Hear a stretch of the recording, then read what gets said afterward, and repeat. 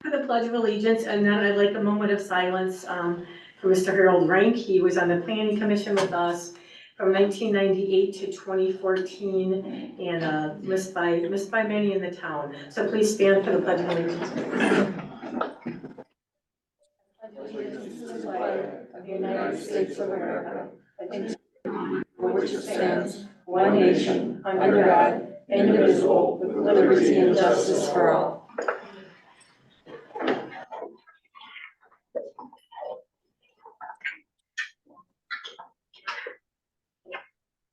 Thank you, everyone. I'd like to also mention, right after Planning Commission today, we do have Racine County Sheriff's Office, a drug unit here with us tonight. They'll be at the town board meeting, giving a narcotics presentation, so please stay for that if you would like. It could be about a 25-minute presentation, so we welcome you all to stay for that. So I'm going to start with the approval of the March 4th, 2024 minutes as presented. I can have a motion for that, please. So moved. Second. First and second, any discussion? All in favor? Aye. Opposed? Aye. Motion carried. Jax, 29040 Kramer Drive, here permit. Would you like to step forward, please?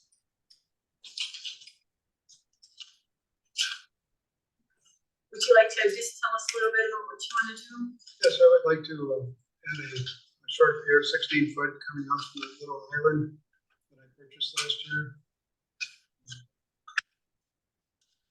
Pretty much for aesthetics more than anything, but it wouldn't be any of the traffic way of the river boating that's going on back into the bay of that little island right there.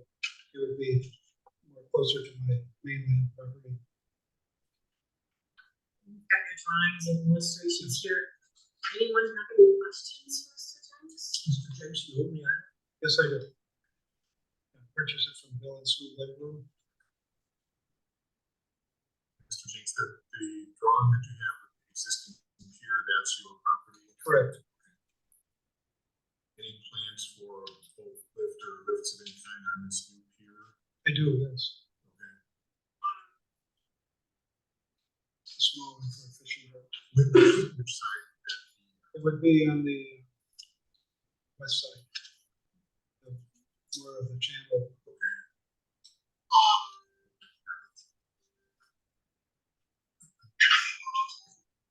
Anybody else? Do we have any neighbors here, balloons, or you would like to mention anything or ask any questions? Or... Okay. Can I have a motion, please? I move to approve. Second. We have a first and a second. Any more discussion? All in favor? Aye. Opposed? Aye. And you can get your information to TV. Thank you. Okay, Farrell, 6528 Channel Road. Hello there. Hi, can you state your name and address, please? Chad Farrell, this is Judy Farrell. Okay, we have your information here. Aluminum decking. Anybody have any questions for Julie?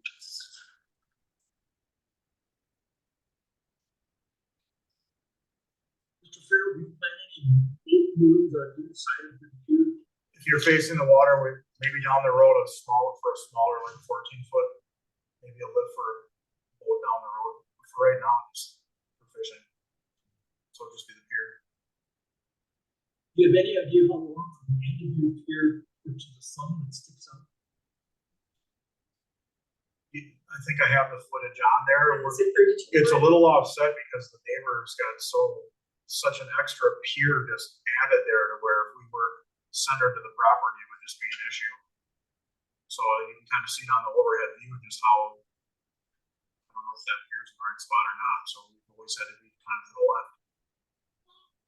So I think that's 13 feet, right, from the left side. That's where the existing pier was when we were kids back in the early '80s. So, Kevin, if I understand your question, from the end of the pier that you're proposing to that thumb of land that sticks out in there, you know how far that is across? It does stick out further because I'm not an artist there. I did probably make it seem smaller than what it is. Okay. Yeah, across from the end of your pier to So it's obviously more than 13. It's got to be over 20 feet, right? 20 plus feet. It used to be an old boathouse next door, so that's what that little hole is there. I know my Welcome to the club. yeah, I didn't know there was going to be math or drawings. Anybody else? Any neighbors here have questions or comments? Can I have a motion, please? make a motion. Second. I have a first and a second, any more discussion? All in favor? Aye. Opposed? For all in favor or opposed? All in favor. Okay, thank you. Thank you, everybody.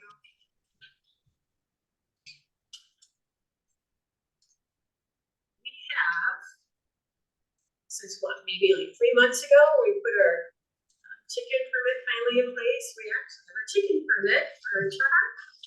You're here? No, hang on 1 second. I'm sorry. Yeah, hang on 1 second. She had to show up, I think, from Zoom. Her children are sick, so. 4959 Bayfield.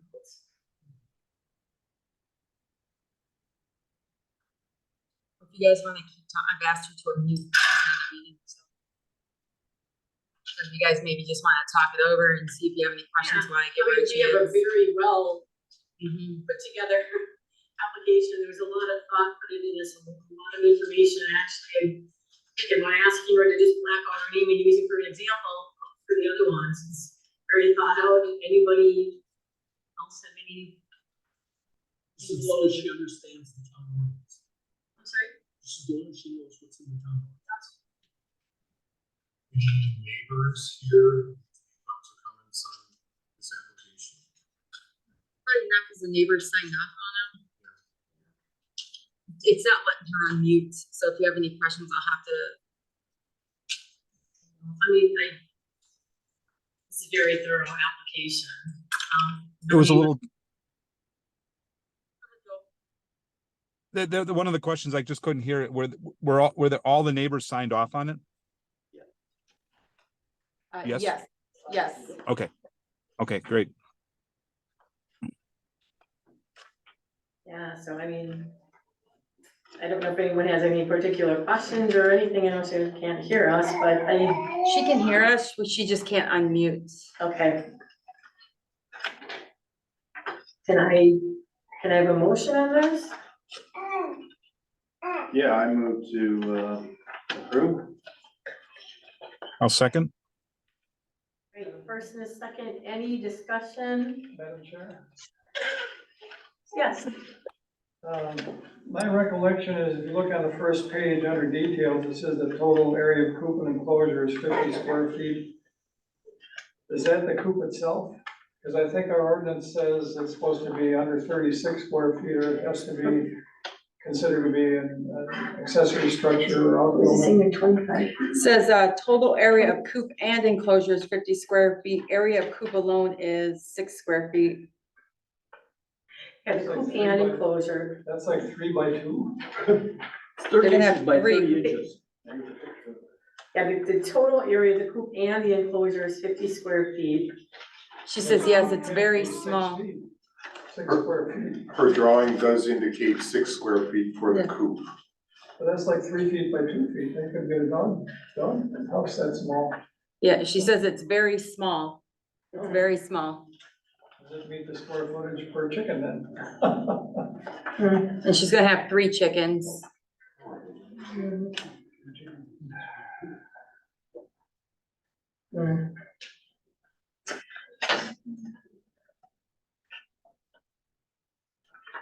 suppose like the question would be too, how much access would they have to the run, right, so they're not always in a very small coop. Well, the coop and the enclosure is 50 square feet, so that's pretty big with the enclosure. Max? Yeah, so chickens typically like to do two things. They like to be a chicken and run, and they like to lay eggs.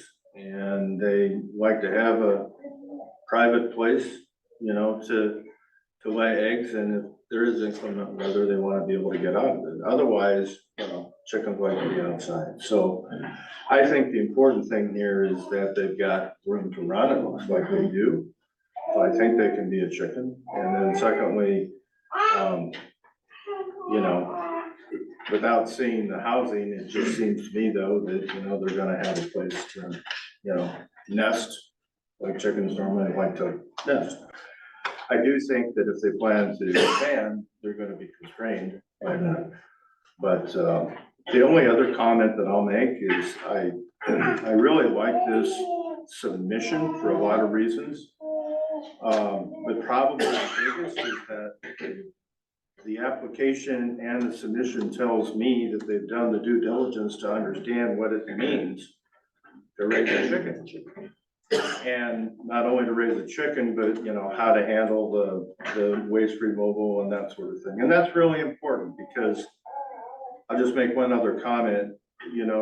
There's, I think, a number of kids that would like to be able to show at the county fair or whatever, and they didn't grow up on a farm, so they can't show pigs or cattle, but maybe they can show a rabbit or maybe they can show a chicken. And there's a lot that you can learn from that experience if you go into it with a lot of knowledge.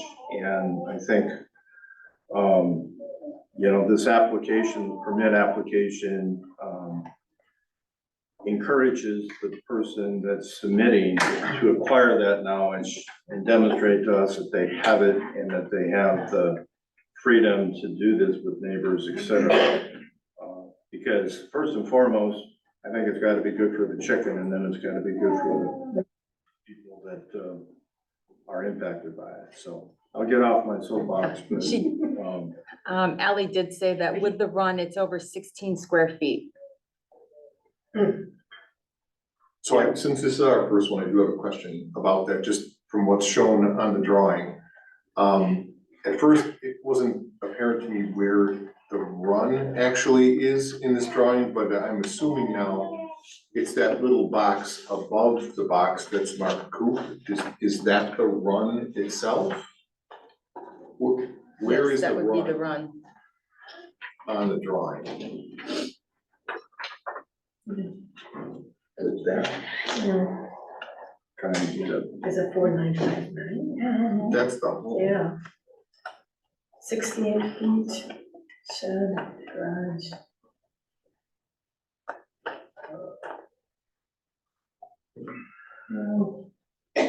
I'm just thinking that for this one, or maybe the ones we look at in the future, it may be important to just kind of clarify where the boundaries of the run actually are. Well, I agree with you, Tom. I think if we look at it closely, it looks like it says coop on that little box back there. But the box above it, I think that's the run. okay, so that's my question. I don't know, and I'm not sure if she can hear me or can respond. So when you. she got booted out. Yeah, so maybe this helps a little bit when you look at the description, okay, of the coop, all right? It basically gives you the overall size, it tells you the size of the housing, and then it gives you the run size. So, if they intend to purchase this coop, all that information is there. If anybody has a good idea, we're coming up with a application that I had to come up with at the final hour. Have at it. And show me like what you want on there, because this is something that was kind of thrown at me.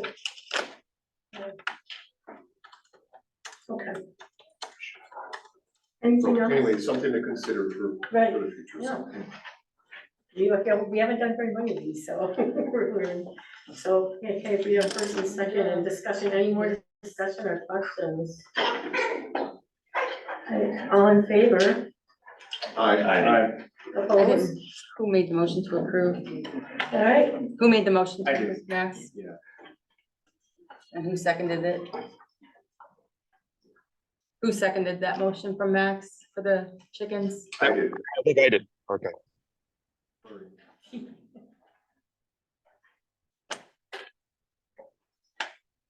okay, conditional use permit, Pan Dolan, 34422 High Drive. Is anyone here from, hi, how are you? Good, how are you? Good to see you again. Yeah, you too. So basically, I mean, no change in the scope of operation, correct? Nope, no change. Yes, hi, Brianna Buckles, Payne and Dolan. We are here to, well, just me, I guess. Usually I have a cohort of people. Yeah. Where is he? Sent me solo. Shirking his responsibilities. He's got people for that now. Yeah, so he he's, does. Here to request a renewal of our existing conditional use permit for our Honey Creek aggregate site, so for an additional 2 years. Like Terry said, we're not requesting any changes to the permit at this time. We did not receive any complaints regarding our operations last year. But just to give you a little insight on our operations last year and then look into our operations this year. Last year, we did not strip any topsoil or overburden. We didn't do any major dirt work at all.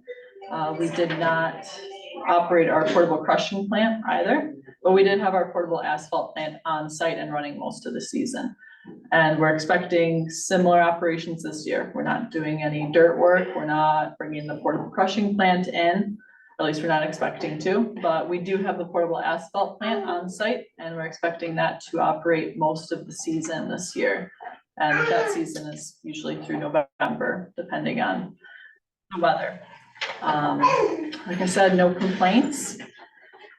Some big work coming out of our asphalt plant this year, I guess I can highlight, Highway 20, just north of us. We just got the biggest job on I-43 between 83 and 12 down in Lake Geneva. Town Line Road in the town of Waterford. And then the Lynch Truck Center as well in the town. So, yeah, Busy. it's gonna be a busy year for sure. That's why we're planning on being there the rest of the year. And then as always, a tour is always available. If anyone wants to come see our operations, we're happy to do that. I just had Brian Jensen and Chad Sampson from Racine County out there last week for a tour and yeah, always open. If any of you want it, Heather and Tina have our contact info, so. Yeah, let me know if you have any questions. Thank you, you did well on your own. Thank you. Any questions from anyone? No complaints. Comments? No? May I have a motion, please? So moved. I'll second. First and second, any more discussion? All in favor? Aye. Opposed? Thank you. Thank you. 20 minutes. Yes. CSM McCarthy Blackburn Honey Creek Road, vacant land adjacent to 3430 Honey Creek Road. Hi there, All right, please state your name and address for the record, please. Tom McCarthy, 31126 Bushnell Road, Burlington. Okay. Can you tell us about what you're, So we got a 10-acre lot. We're just looking to split it down the middle. My wife and I are gonna build on one, daughter and son-in-law are gonna build on the other. So we're just looking to split it. 2 single-family residences. That's about it. does anyone have any questions or comments for him? Time frame that you see for construction? I'd like to start the one, our house probably within 6 months, I would guess. The other house would probably be anywhere from 6, 12. There's no real definite timeline yet. We were waiting on the perk test and everything so we can pick the sites, because we don't even know what a proposed septic is yet. And I think I checked on this, or maybe Tina can correct me, we don't have any extraterritorial jurisdiction issues with this one, do we? That's up for them. I don't know. They might, but Okay, any more questions or comments? Anyone, can I have a motion, please? So moved. Second. All in favor? Aye. Opposed? All right, thank you. Thank you. Moving right along. Van Buren? You'll Oh, see in the there. packet that Racine County has approved. Yes. We have the information, 29218 North Lake, rezoned from A3 to C2, Upland Resource Conservation District. Do you want to give us a little narrative? Yeah, I'm just trying to look at, it's, some land that's been in my family for a long time, so I'm going through divorce and trying to come up with the equalization payment, so to try and be able to preserve some of this, I'd like to keep it into the conservatory, keep the land kind of how it is, but I do plan to sell off the furthest east lot, I believe it's lot number 1 on your drawing. And then the rest of it, I was gonna keep in my family, give to the kids and stuff like that, so. But I figured if I was zoning off the one lot, I might as well split up the other one right away to make it easier in the future to give to the kids, so. And we've got the letter from the county. Anybody have any questions or comments for Mr. Van Buren? You're sure you wanna go to C2 for zoning? Yeah, I kind of looked at kind of talked it over with Racine County a little bit too, and we talked about the A2 and I kind of settled on the C2 on there. I think, I mean, kind of to the certain extent, they seem similar to me, but I like the preservation of keeping it in the C2s myself, so. It's one of the reasons why I like to keep it like that is my family used to make our own maple syrup, so eventually you want to get back into that because it's an old maple stand, so.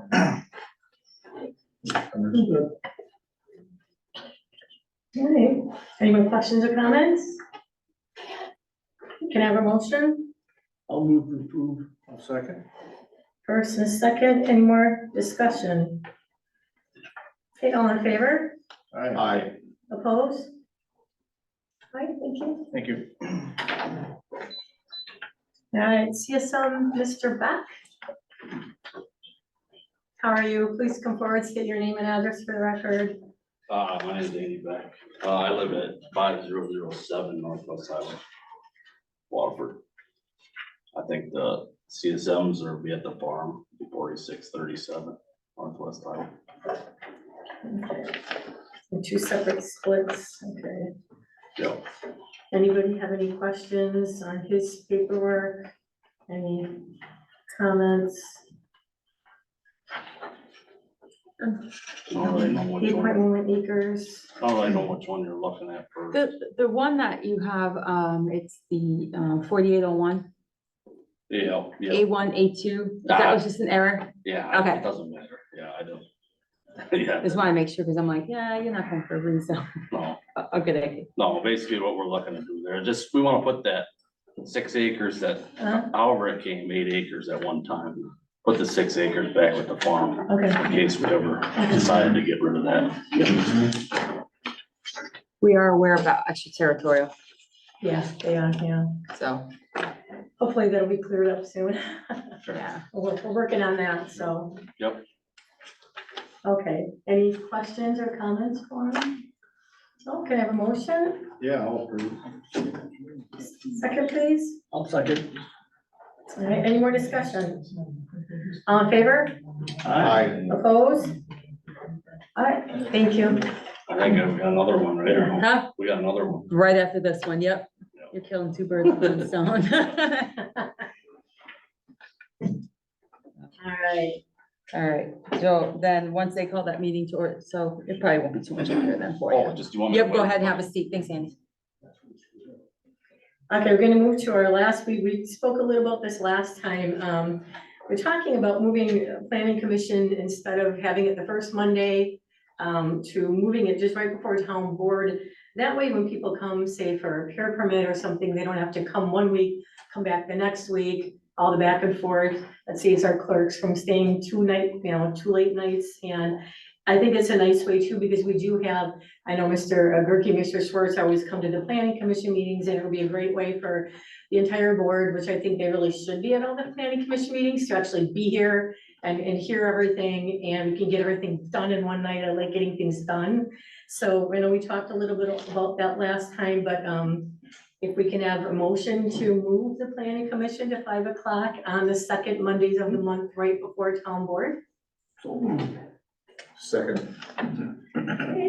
Any discussion? All in favor? Aye. Opposed? All right, thank you. And any forthcoming events? Anybody knows about, no, right now? Not yet, all right, and can I have a motion to adjourn, please? So move. Is there so moved? Is there a second? I'll second. Let's get, we can Joel a chance. All right, all in favor? You're still there, right, Thank you. Joel? All right, we are finished at 5:30 p.m. Very.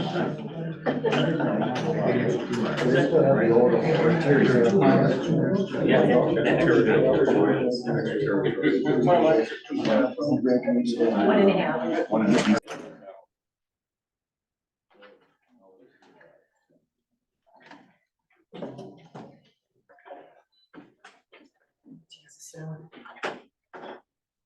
Call this meeting to order, the Waterford Town Board, April 8th, 2024, 5:35 p.m. We're going to stand for the Pledge of Allegiance and then please a moment of silence for Mr. Ron Strasser, a longtime resident and just a community supporter, and Harold Rank. He was on the Planning Commission from 1998 till 2014. So a moment of silence for both of them, please, after the pledge. I pledge allegiance to the flag of the United States of America and to the republic for which it stands, one nation, under God, indivisible, with liberty and justice for all.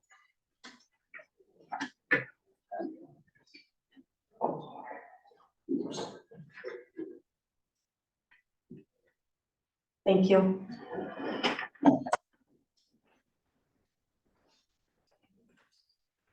We're going to start with the approval of the town board minutes dated March 11th, 2024, and special minutes dated February 26th, 2024 is printed. Can I have a motion, please?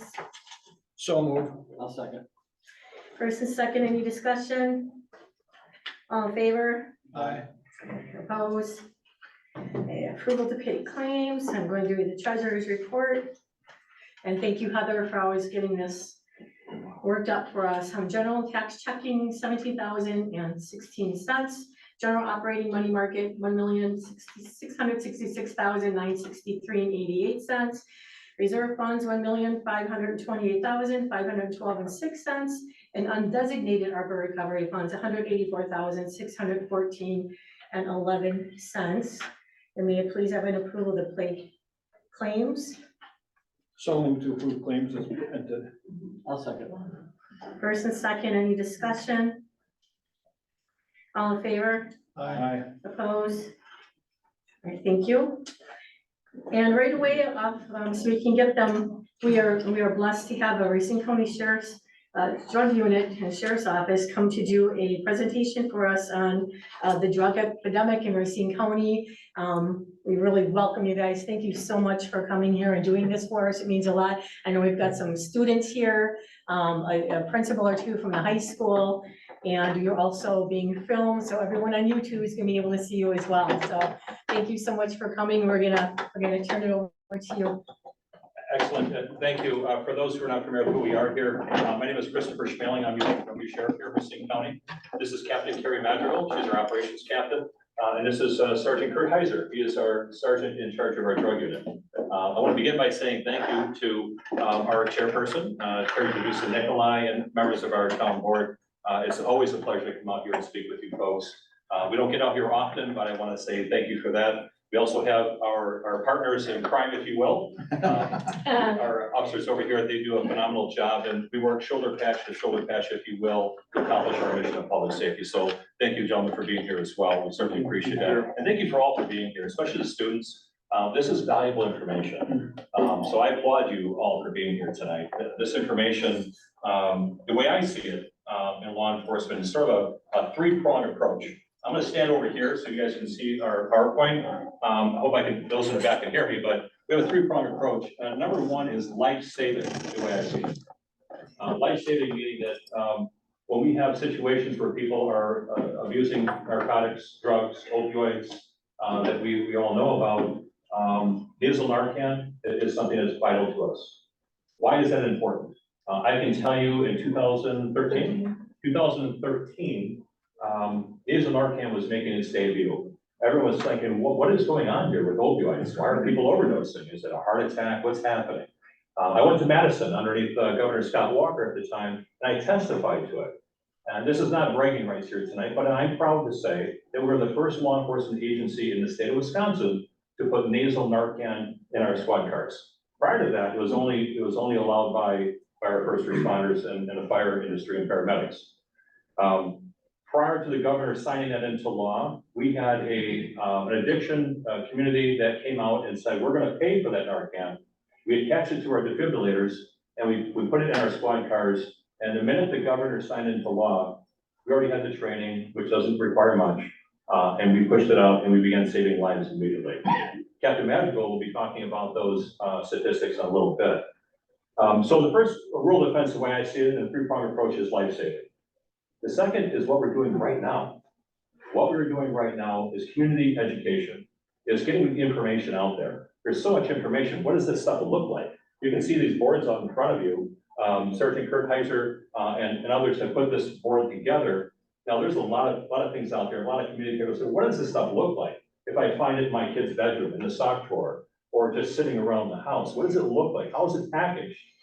What makes it so enticable to our kids, to our community members? That's what it looks like. And I welcome all of you while we're talking, walk up, take a look at it. I will tell you this, though, this gentleman here is watching very carefully. These are real drugs, so we took an inventory tonight, so don't take any of this. But nonetheless, it's there for you to look at and educate yourself what that stuff looks like. Education is very, very important to us here. And lastly, this is what we do for a living, right, gentlemen, is enforcement.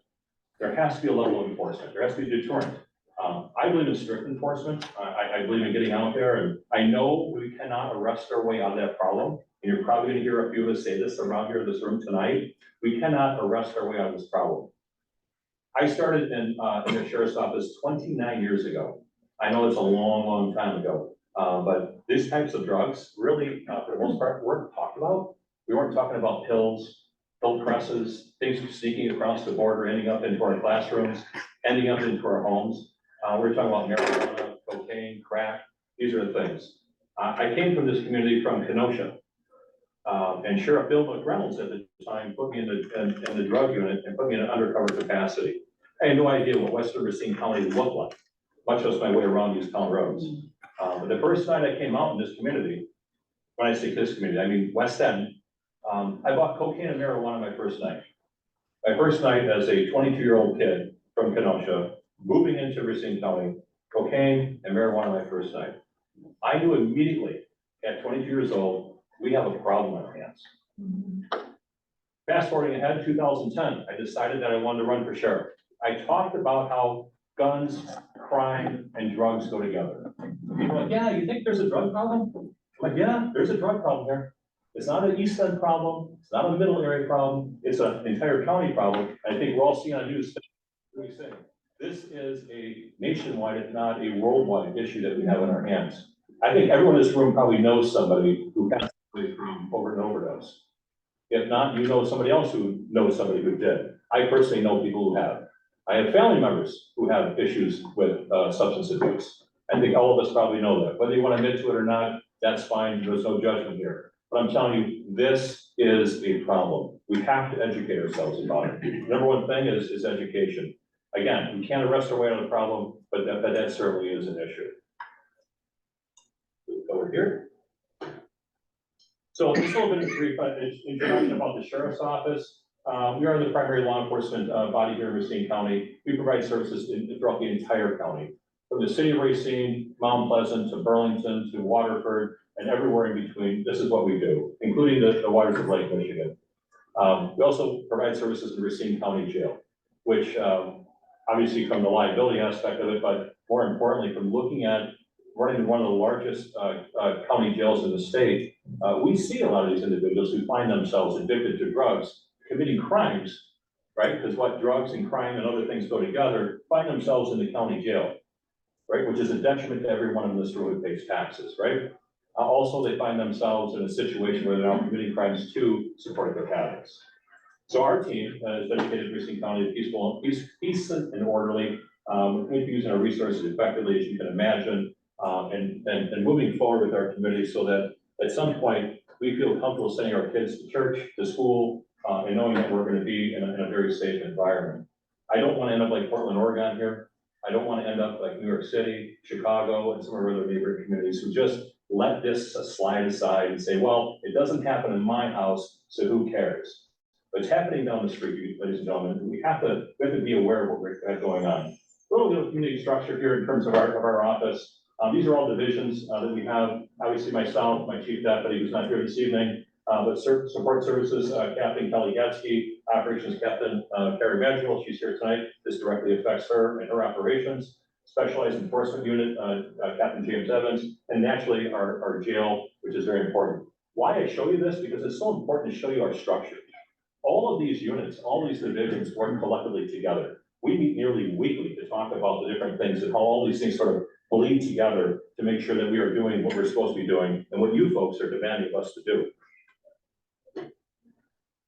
I talked about the three-pronged approach already, and you're going to see more about this. It's life safety. I truly believe in that. That is our fundamental goal. I don't care if it's us responding to a crash together, or going to your home for a problem. Everything is about, for us, is life safety. It's about preserving life, the way I see it.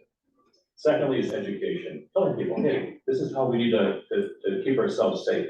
This is how we need to educate our next generation, our children. And finally is enforcement.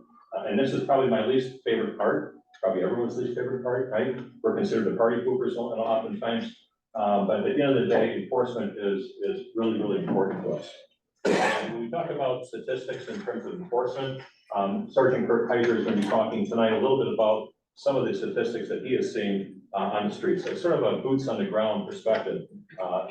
This man here works with the city of Racine, the DEA, the federal agents, along with the city of Racine, different drug task force, and we all work collectively together to kind of work together to see, you know, if you can imagine that and think for a moment that if you're a drug dealer, and none of us are in this room, I presume, that if we're in a business of dealing drugs, we don't know jurisdictional boundaries. Whether we're in Waterford, or we're in the city of Racine, or Milwaukee, or Kenosha, or anywhere around, we don't know jurisdictional boundaries, and quite frankly, they don't care. Their business is to sell drugs to you because it's about money. They don't care if they end your life. They don't care about any of those things. It's all about money and revenue for them. That's what they do. And it's his job to make sure his team, his agents are looking at and connecting those dots and working in partnership. Law enforcement actually works better when it works together. That his job is to make sure that he's connecting all those dots, to make sure that when the enforcement piece comes together, is that we are looking at that from that perspective. So speaking of the Metro Drug Unit. So I'm going to turn this over to Kurt a little bit, talk about the Racine County Metro Drug Unit and what he does, his partnerships, description of his unit, and what exactly it is he does. Kurt? Good evening, I'm Kurt Heiser, Sergeant of the Drug Unit in Racine County. I took over last January, and have several years of drug work, prior to that. Our mission here is really to save the community and the issue of drug abuse that we have, not just in the city of Racine, because a lot of people believe, well, there's not a drug problem on the west end. I grew up in, Norway, went to Mosquito High School. There was a drug problem there when I was, in school. It's not just a city's problem, it's a whole community's problem. So I took it on as myself as a young officer that I want to see. I have a few friends that overdosed and died because they used to smoke marijuana and they got hooked up with some harder drugs, and before you know it, a few went to jail, a few overdosed and died. And I don't want to see that happening to anyone else's brothers or sisters or friends, because it is very damaging to family and friends. So it's myself, we have 7 investigators and agents that work in my unit with me. 6 of them are from Racine County, and 1 is from Mount Pleasant Police Department, as well as we work with several partners that are up here on the screen. We work with the FBI Gang Task Force in the city of Racine. I was fortunate enough to work in that unit as an agent for a few years, so I had a good working partnership with them. and, they bring funding and manpower. We have HIDA as one of our partners.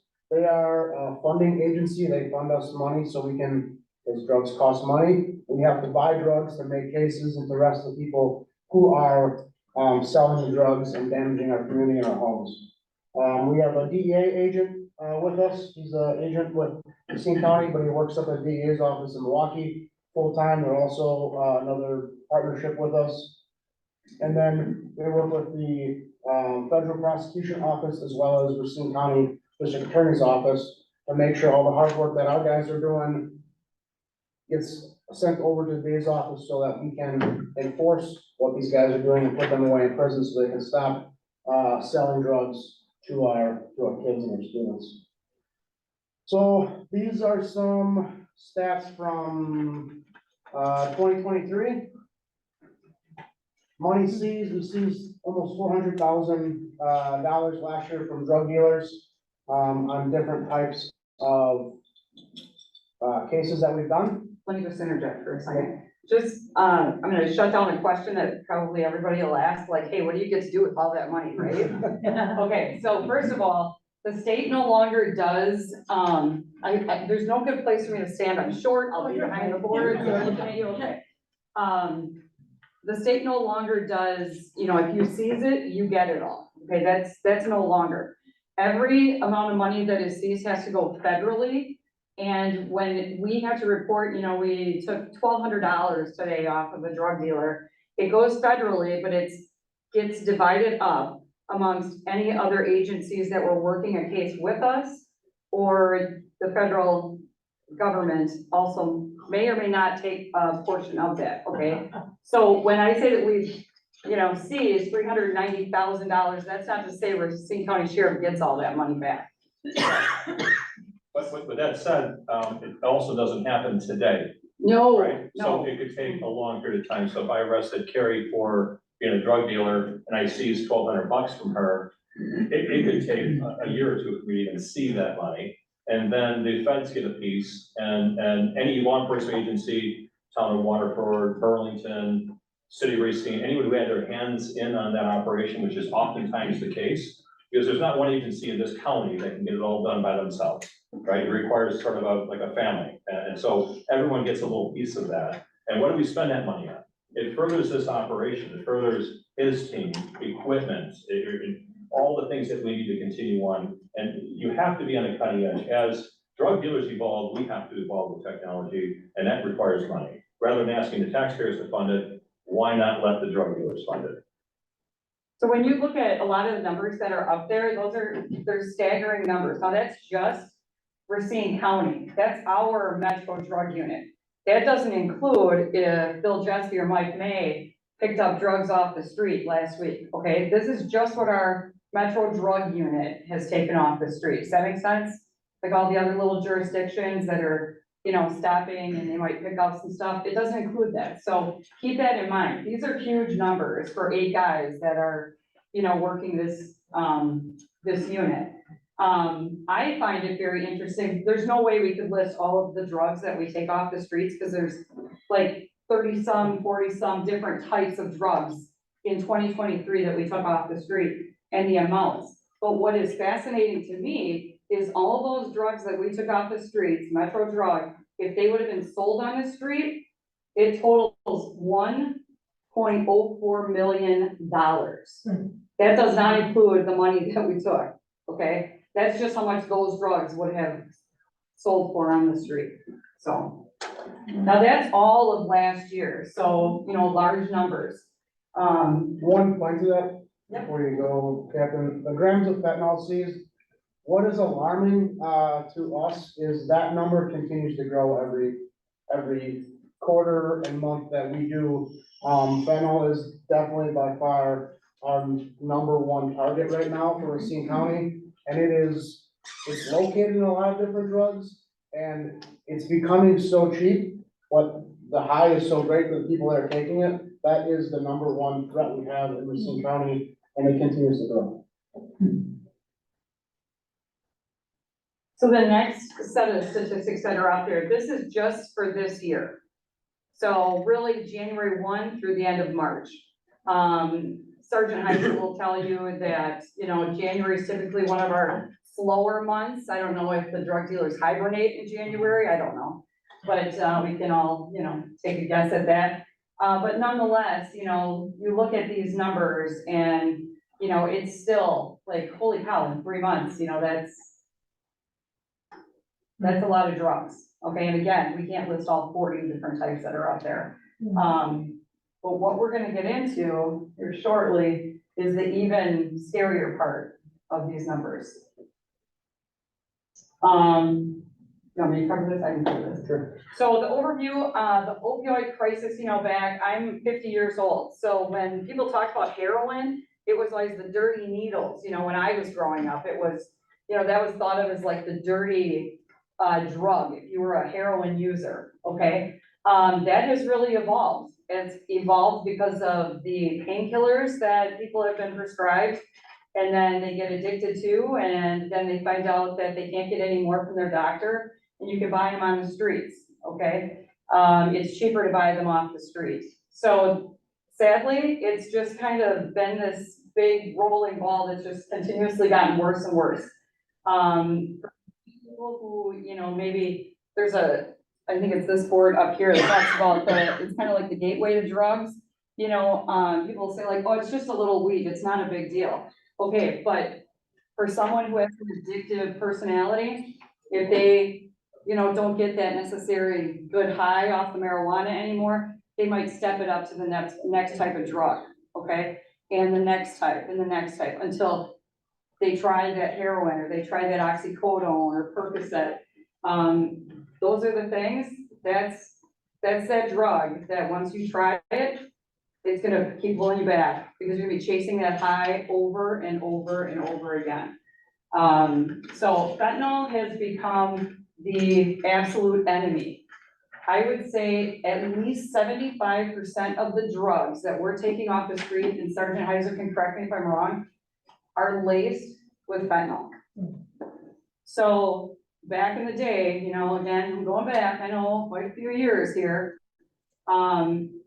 We wanted to get our hands on, when I was in high school, a 2-liter of Seagram's wine coolers, okay? I'm being honest, okay? And there was those people, and then there was people that smoked weed, okay? That was just kind of what it was, okay? Now, I mean, there's Skittles parties where people just show up with, you know, oh, some drugs I got from my grandmother's, drug cabinet, and they just dump it into a bowl, and they grab a couple. I have no idea what they are. I mean, these are parties that actually take place. That is mind blowing to me. And I have 3 teenagers, you know, that is the scariest thing, you know, in my world right now, is the types of drugs that are out there, how easily accessible they are.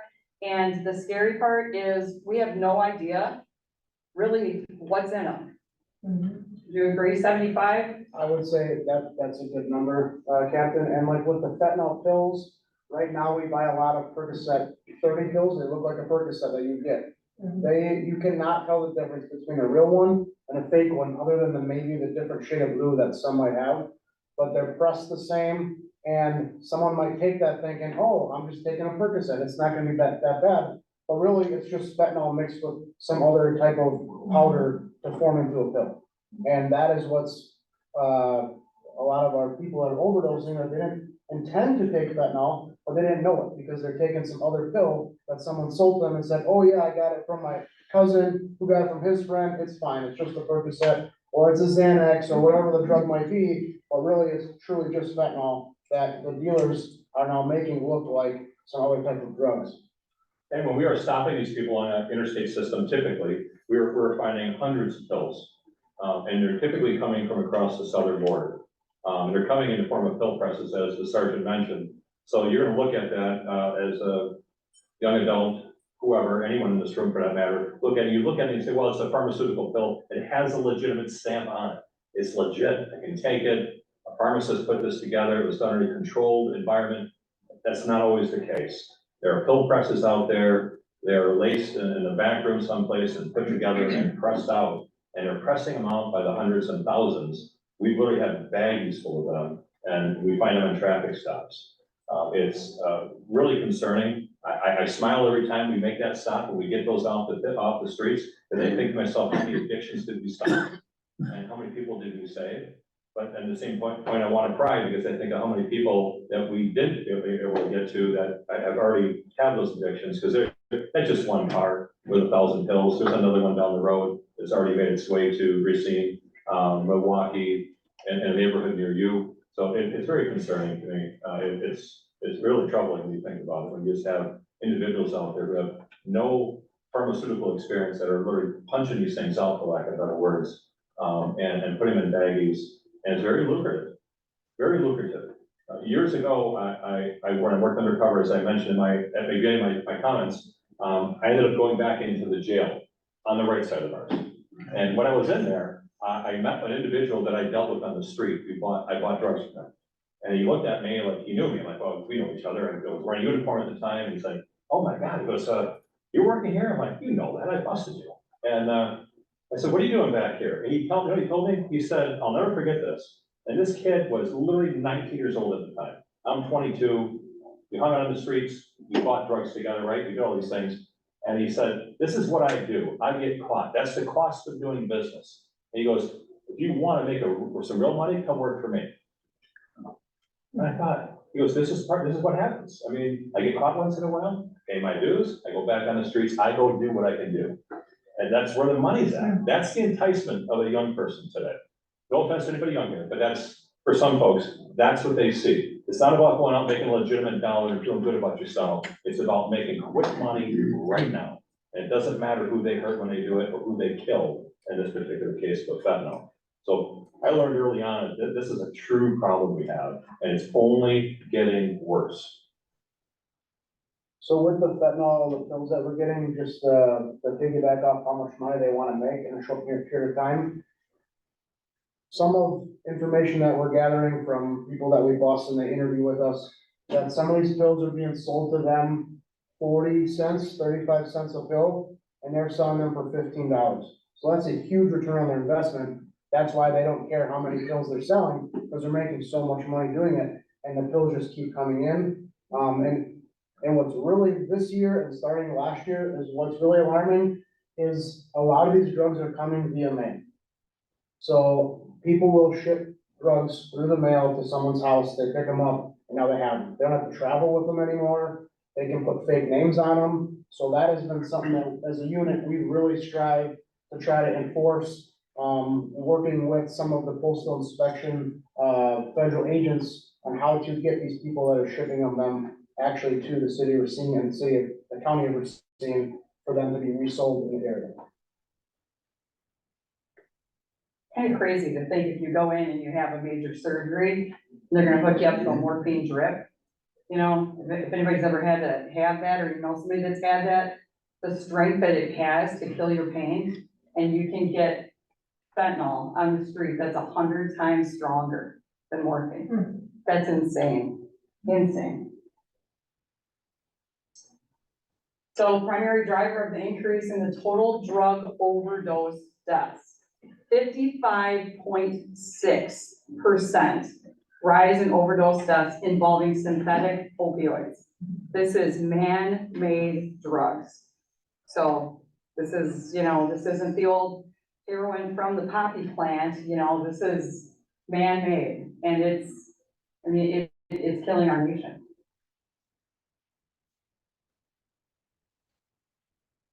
2 years ago, the DEA in New York City seized enough fentanyl to deliver a lethal dose to every American in this country. Think about that for a moment. We think about terrorism, we think about this stuff coming across, a lethal dose for every American. Think about your neighbors, think of your family, your friends, everyone in your community. Enough there for everyone to have a lethal dose. It was seized just in New York City 2 years ago. And that's just what got reported. You watch the news, you see this happening all the time. It's really, really challenging as just a small county sheriff to think about what's happening. I go to local sheriff's conferences and I talk to other larger sheriff communities, and it's just amazing at what they're seeing. And the deaths that they have, and we'll be talking about that in just a moment. And what we keep coming back to is educating our community. It's not just about smoking a joint. trying a pill for the first time, especially for young people, going to these skittle parties and all the rest. It's one and done, it really is, and we're challenged financially on our end. I'm seeing the pressure. I've been in this agency for 29 years, the sheriff for 14. I can tell you financially, I have to do with budgets, right, just like you guys do. And seeing what that lands and what that looks like to enforce things and make your community safe, your churches, your schools, your businesses, all that rest. We want to make the streets safe, but how do you accomplish that at a price tag that we can all can afford? And we're challenged at that right now. I can tell you, I have conversations with our county exec constantly about what can I do to do more. Of course, I have a lot of great ideas, but every one of them costs money, and it's money we don't have as a community. So I'm concerned, so I have to resort to this, and that the resort of that is talking, educating, making sure that we know what we're doing, talking, bring that information back to our families, bringing it back to our kids, explaining some of these harmful things. And everyone wants to think it's not going to happen to someone in my family, and I pray it doesn't. But if you don't have that conversation, there's always that chance.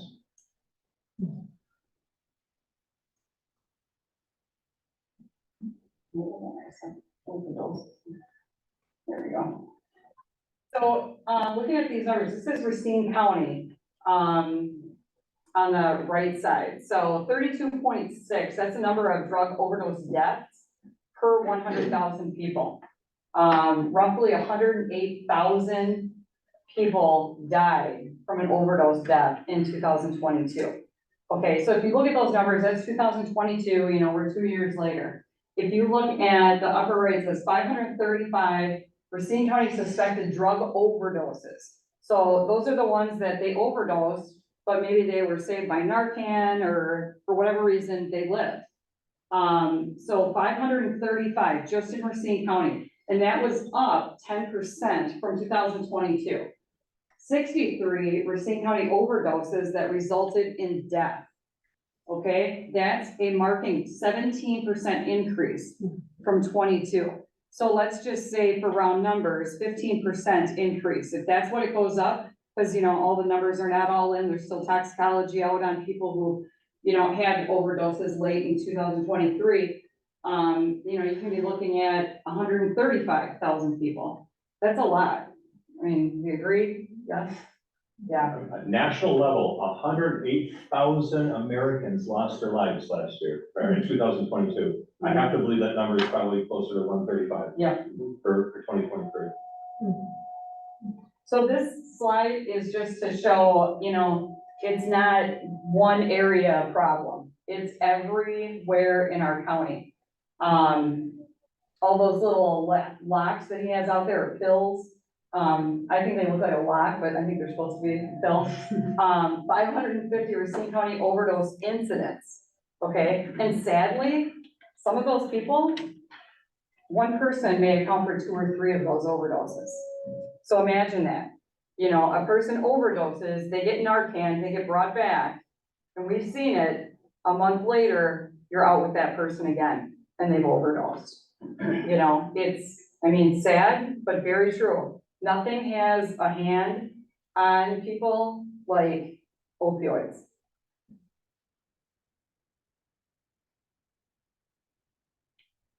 So the investigations, you wanna talk about this first? Yeah, so who's heard of Len Bias? I have to admit, years ago when someone said, well, Len Bias investigation, I had to Google it. I did it years ago, and I didn't realize that this is who Len Bias was. University of Maryland basketball star.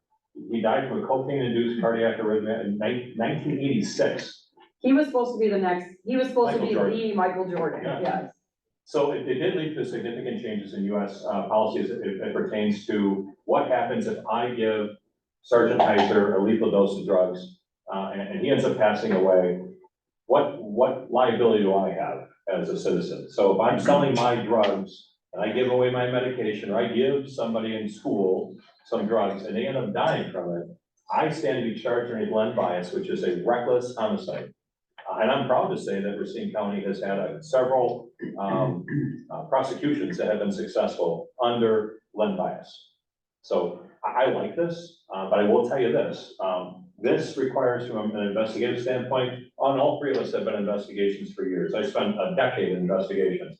And I can tell you, investigating a Len Bias case is lengthy, it's time consuming, requires a lot of technology. You're looking at cell phone records, it's very, very time consuming, and very labor intensive, but it can be done. But it does require investigators to do it. And this is one of the things I've been approaching my county board on, is that I need investigators just to do this. Because if we don't have this, what is the deterrent for the young man who was in the jail? He told me, hey, I make all this money, Chris, you should come work for me someday, right? If he's gonna go out and kill people, then what's the deterrent? I mean, unless he's looking at serious time, unless I'm looking at getting charged with reckless homicide because I caused the death of another human being, what is the deterrent? Well, the deterrent is Len Bias, but it requires keen investigators who are trained, requires time, energy, and unfortunately, money, to be able to make those cases. And I find it really interesting, and I'll get off my soapbox in a minute, but I hear police chiefs and sheriffs around the country say, well, our part one crimes are down. Part one crimes are serious crimes, right? Murders, robberies, rapes, all these other things, right? Well, when people talk about these part one crimes that are down, but we still have the same number of people dying, but we're not charging them, right? We call it an accidental overdose. Is it really? Because we, as law enforcement, couldn't solve it? That means it's accidental overdose? No, it's not. It's a reckless homicide that we couldn't solve. That's what it is. Call it what it is. We're just killing people differently today. We are killing people differently today. That's just my opinion, but what other opinion could you possibly have? This guy right here would be alive today. You probably have new Nikes named off of him, but he's dead because some fool sold him drugs. So I'll be off my soapbox. Okay, so we're gonna talk about the different type of enforcement. So when it comes to drug cases, first of all, drug cases, there's not one division in our, you saw, early on the organizational chart. It touches in some way every division. Yes, the Metro Drug Unit may be under my division, operations. However, when they have to go into a warrant on someone who's dangerous, drug dealer, they're bringing the SWAT team to make that entry. Okay, that's our specialized enforcement unit. If there are people in there that we arrest, they get taken to the jail. And if they are addicted to some type of drug, that has now become a jail issue. It's support services. Now they have to go to court. It's a black eye for all of our divisions. It's something that it would be fantastic if we could get rid of. But the enforcement resources that we have, our internal resources, our Metro Drug Unit, SPU, okay, who is sick of all of the acronyms that we have, okay? Anyone, okay? Because We just had this conversation. we're so used to, we're like, oh yeah, we have SPU, we have da. Nobody knows what the heck these things are, so I'm gonna explain to you. Selective patrol units, okay? Anybody ever driven our 7 miles on, or however many miles it is, 13 miles on I-94? Do you ever go on there without seeing a squad? Is it somewhat rare to not see a squad on I-94 in Racine County? Okay, those are part of our selective enforcement units. The reason that they're up there is because we have been identified as HIDTA. What the heck is HIDTA? High intensity drug trafficking area. What are we right between? Chicago, Milwaukee. Okay, for the Midwest area, all the drugs come into Chicago. They get shipped up to Milwaukee, and then Milwaukee shoots it out to upper Minnesota, Iowa, shoots it up to upper Michigan. Okay, so we are a thoroughfare. We are identified. Our I-94 corridor is identified. That is what HIDTA is, and that's how we get some money in through there. But our SPU guys are the ones that are pulling people around the interstate, usually, okay? Our K9 units, everybody loves the dogs. I don't need to explain. We all know what they do. Our special teams, our dive team, our SWAT team, our drone team, all the negotiators, all of the special teams that come together. And then we have our drug recognition experts, the DREs, if you will, okay? The DREs, these are the people that come in and they will be able to just take a look at you and do some things and, kind of watch you for a little while, and they'll be able to tell us what drug they have taken. okay? Not many people make it through that course. It's extremely difficult, okay? But we are very fortunate, at sometimes, I don't know what we're at right now, we are probably between 5 and 7. Yeah, we have a couple on each shift and they're invaluable. I mean, as you can imagine, they get called into court to speak on behalf of, you know, the types of drugs that someone is using. If I could just interject very quickly on drug recognition experts. When I was on patrol, oh my goodness, over 20 years ago, people were mostly drinking, right? Drinking, driving, glassy eyes, slurred speech, you know, the classic drunk driver, right? We all know what that looks like. And that was easy to detect. I look back on those days and always had somebody who was kind of weaving around and erratic driving. And we talk to them, oh, I'm just tired. Well, go to the Quick Trip and get yourself a cup of coffee and, you know, get yourself steady before you hit the road again. You're just tired. They passed all my field sobriety tests. I didn't have any of this drug recognition expert training. Well, now we have a group of men and women on our agency that, in fact, one just retired, who's actually nationally recognized, is actually writing a book on drug recognition expert. Means that he go to court and testify that he was taking opioids. And why? It's about his dilation of his pupils, his finger dexterity, his all these other things. It's not about saying the alphabet backwards, you know, some of these crazy things. There's certain dexterity tests that they can do to determine what drug this guy is on. And that's not enough to just to make the arrest, but it's probable cause for me to bring him to the hospital and do illegal blood drugs. I don't know what level he's at. He might be on some therapeutic level that's appropriate to drive. He may not be. I don't know that until the experts, a phlebotomist actually pulls the blood out of his arm, in some cases with a warrant because of consent, to where we can now have a chart, we can look at it, and I can go in court and testify that he was over the therapeutic limit of whatever it was he was on, and he gets charged appropriately. And why is that really important? You hear about these bad crashes that happen, like, well, they weren't drinking, but what else were they doing? High, were they, you know, high and whatever it was it marijuana, was it opioids, whatever it was they were on. So drug recognition experts is something that, in law enforcement today, I view is absolutely imperative. You have to have that. That's what the new thing is now. And, it's a serious financial, I keep talking about finances. That's a financial investment. I can't remember how many, 6 weeks, 8 weeks? Okay. Yeah, it's like 2 months. Yeah. Okay, yeah, so 8 weeks of training, and not everyone passed it. It is intense. It is, even for some of our very, very sharp deputies are like, this was challenging. I mean, it's insane, but nonetheless, feel comfortable knowing when you're out and about that if someone is doing these types of drugs, it's not a free pass home because we couldn't pick up on what they're doing. If we can't pick up on the fact that Kurt's been drinking tonight, hope he hasn't, but if he has been, then I can summons a DRE over here to analyze this guy. Why is he driving the way he's driving? And hopefully stop him before he kills somebody on the streets. Our regional partners, obviously, we work very closely with the Racine County District Attorney's Office. HIDA, now that you know what it is, yeah, I can tell you. And we have regional specialized investigations units in southeastern Wisconsin. So the Metro Drug units that are in Walworth, the Metro Drug units that's in Kenosha. We work very closely with them along with our federal partners, DEA, so that's the Drug Enforcement Agency. TFOs are task force officers. Okay, so a task force officer that's assigned to the DEA, that may be one of our investigators. In fact, we have one that actually works for Racine County, but we partner with the DEA and we assign them to work hand in hand with DEA agents. So they still work for us, but they partner with them, and most of their time is spent working directly with the DEA. So when they come across large warrants and things like that, the rest of our agency may get called in to assist, things like that. And if I could just add just a little identity to that, the TFOs that they're assigned to the DEA or FBI. You may recall a few years ago, one of my investigators was shot several times at a gas station. You probably recall that, at the pilot station. And he ended up shooting and killing the individual who killed a very young man. And it was just a gentleman was on a rampage. And he was part of that task force. But plain clothes, and reacting very appropriately, but I'm very proud of the work he did. Unfortunately, someone lost their life in that situation, and unfortunately also caused him to retire early. But I'm very proud of the fact, and he's blessed that he's alive today, but he was part of that particular unit.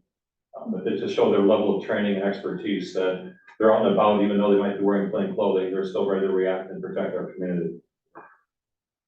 So under the FEI TFOs, we also have the gang task force and human trafficking task force. Those in and of themselves are a whole nother night's presentation, so we're gonna go on to the next. But I think it's really important to point out that drugs and guns and gangs, all that stuff is intertwined. I'm sure Kirk can tell you, I've been on plenty of search warrants as well. You find the drugs, you find the guns, and you just, and typically that's why you need the SWAT team, because violence surrounds it. It just surrounds it. Individuals like to protect their money. They want to protect, they don't know if they're being robbed, meaning by somebody who's not law enforcement. They will do whatever it takes to protect themselves. If we're booting down the door at 4 o'clock in the morning, they don't know us from friend or foe. They're gonna shoot through those doors. That's why we need that equipment that we have. And I worry about these guys who kind of go on these search warrants, because a lot of these folks, they don't care. It's about protecting their own interests. And they've got little kids in the house and a loaded handgun within arm's reach of that bed. Sometimes in a That's diaper bag. insane. Sometimes pathetically in a diaper bag. And I just want to point out real quick, our district attorneys, she's not here tonight, but I gotta tell you, we can build all these wonderful cases, Len bias cases, big traffic stop cases. Kirk can make all the drug arrests in the world. Our men and women on the street can arrest people for driving while drugged or otherwise.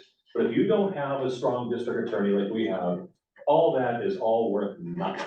I'm telling you, look around the state, look around the country, and look at the problems they have. We are blessed here to have a district attorney like Patricia Hanson that actually looks at public safety and looks at the work that the men and women of the sheriff's office and the Waterford Police Department, any other agency throughout Racine County, and pursues it to the fullest extent that she can. So I'm very proud of the work that she does, and I'd be remiss if I didn't mention that. We're almost done, guys. We only got 2 more slides, right? Slides So, and let's hear. a few questions. Cross-disciplinary partnerships, so just a reminder on the 3-prong approach, obviously life safety, that's what we're here for, number 1, okay? Education, getting the information out there. Do you guys get extra credit for showing up here tonight? You should, okay? Because this place should be packed with teenagers, getting that information out there, If we have not impressed to you the dangers of using even once, we have not done our job, okay? I know now they're like, okay, you don't have to point us out, we're the only 2 teenagers here, but okay. So I just wanna make sure, we got it? You're not gonna use drugs, no? Okay, fantastic. Otherwise, the enforcement side of us is gonna have to come out, we don't want to. Okay, so as the sheriff said earlier, we can't arrest our way out of this crisis, that's not the answer. There's a lot of initiatives that have been started, between the sheriff's office and human services department.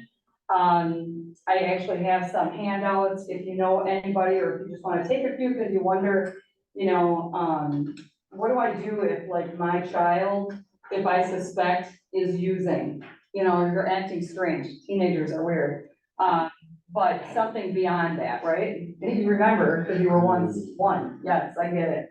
The data collection that comes out, okay, so when we look at our number of overdoses, we can tell you how many we have had at the sheriff's office. Waterford can run their numbers and tell you how many they've had. The fire department can tell you how many they have responded to. And public health also has their numbers that come in. So there's lots of different data collection. We may show up and give you some numbers, but it doesn't always include everybody, and that's really what we want, and that's what we're working on right now. So, one of the initiatives is identifying, hey, this doesn't really include everything, so we're pulling all of that together. RCJ, Racine County Jail, our medically assisted treatment. So let's say we arrest someone and they're currently on Suboxone, which is like a step down from heroin. They are trying to get off of using heroin. If somebody is already in a program with a doctor and they enter the Racine County Jail, we will continue that, okay? Through their doctor, we will continue that. We will not start someone in a program. That's something that has to happen outside of the jail. Within the jail also, there's a Vivitrol program. If you don't know what Vivitrol is, it's that shot you can get, I believe, once a month. That if you were to take any drugs, it would make you lethally sick, okay? Like, I should probably get that for sugar. If I could, I would, okay? But they don't make that yet. So if any of you wanna come up with that, that'd be great, okay? Drug takebacks, I know when I pulled up here, there's a drug take-back box that Waterford takes care of. The county actually takes care of 6 different locations on the west end of Racine County, and then there's also more on the east end. These are just, you know, someone passes away and, you know, what do you do with all the medicine in their cabinet? Or, you know, you no longer need this, you don't even want it in your house, what do you do with it? You go and you throw it in there, no questions asked. The Narcan program, the sheriff spoke about that earlier. Narcan, you know, our numbers were astronomical in 2013, 14, 15, 16, 17. Narcan has now become, you know, basically, you can get it anywhere. I mean, there's vending machines where you can buy it, you know. They might as well hand it out, you know, when they sell the drugs, and here's the Narcan, because chances are you're probably gonna overdose. Here you go, because I want you to come back next week and buy more from me. I mean, that's how maddening this whole system is when it comes to the opioids. The CREW program, this is actually the County Racine Essential Workers. I didn't come up with that one. But a lot of times, people who have mental health issues are users of drugs as well. So there's different options as to where people that have mental health issues can go if they are also a drug user. Oops. And we made it. So, just before you take questions, I know it's okay, before you send the questions, I spoke with the county exec on my way here. He was trying to adjust the schedule to get here, but he couldn't, but he was adamant that he wanted me to get this information out. As you know, Jonathan Delgrave used to be the Human Services Department Director, and one thing that's near and dear to him is Racine County Behavioral Health Services. There is a lot of information on here. For those of you in the room who feel like, hey, I think I have a friend, family member, neighbor, whoever, or even yourself, that could benefit from some information before it gets to enforcement, because quite frankly, I would rather not arrest people. I'd rather see people get the help they need. And that's something Jonathan's about as well. So that information is here, if you're liking. We have the drug displays up here tonight. We have free information, and the three of us are up here to answer any questions you might have. I think we have a couple of minutes. And number one, I want to say thank you very much for coming in and doing that for us. And I wrote a question, what would you say to any kids out there that would say, well, there's Narcan, so why not just try it? There's Narcan, right? If it was my kid, so that's, well, okay, I'll have to tone it down probably a little bit. No, seriously, you're right, there is Narcan.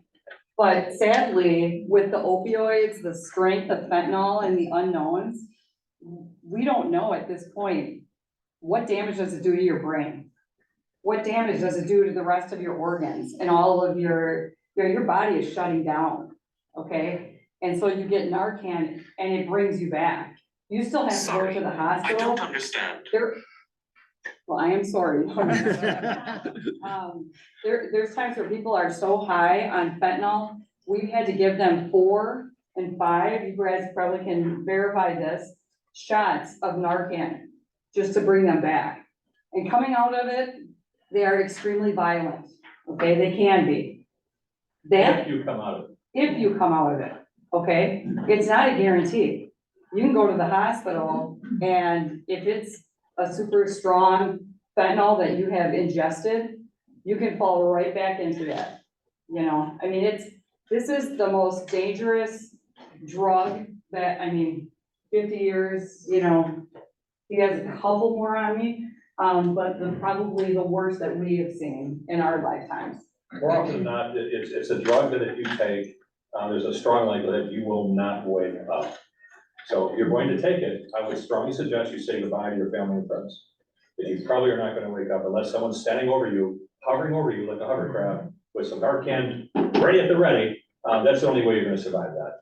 It's one and done, the way I see it. And if you are fortunate to survive it, you're gonna be addicted to it, you're gonna want it again and again and again. And then eventually, your luck is gonna run out. You're gonna take too much, or you're gonna get a shot of that stuff that some loser made in south of the border, that just backyard basement, put it together, put it into a pill press, and you popped it at a party here in Racine County, thinking you'll be okay. You go home, you crawl in your bed, and your mom and dad don't find you, they find you in the morning, but you're not breathing, and you're gone. and seconds count. Narcan's not gonna help you. Narcan only works for a certain amount of time. If you give Narcan after a length of period of when someone's overdosing, it's not effective anymore, because their body's already starting to shut down. So I always tell people that there's only really two ways that users of drugs are gonna stop. It's either they truly wanna stop and don't use drugs, or they die. For heroin, there really is no, I can use heroin for the rest of my life. That will not happen. But we see that every day, that it does not happen. I have friends that passed away from it. It's just, and you see the same stories at those funerals, the moms and dads in and out of counseling, in and out.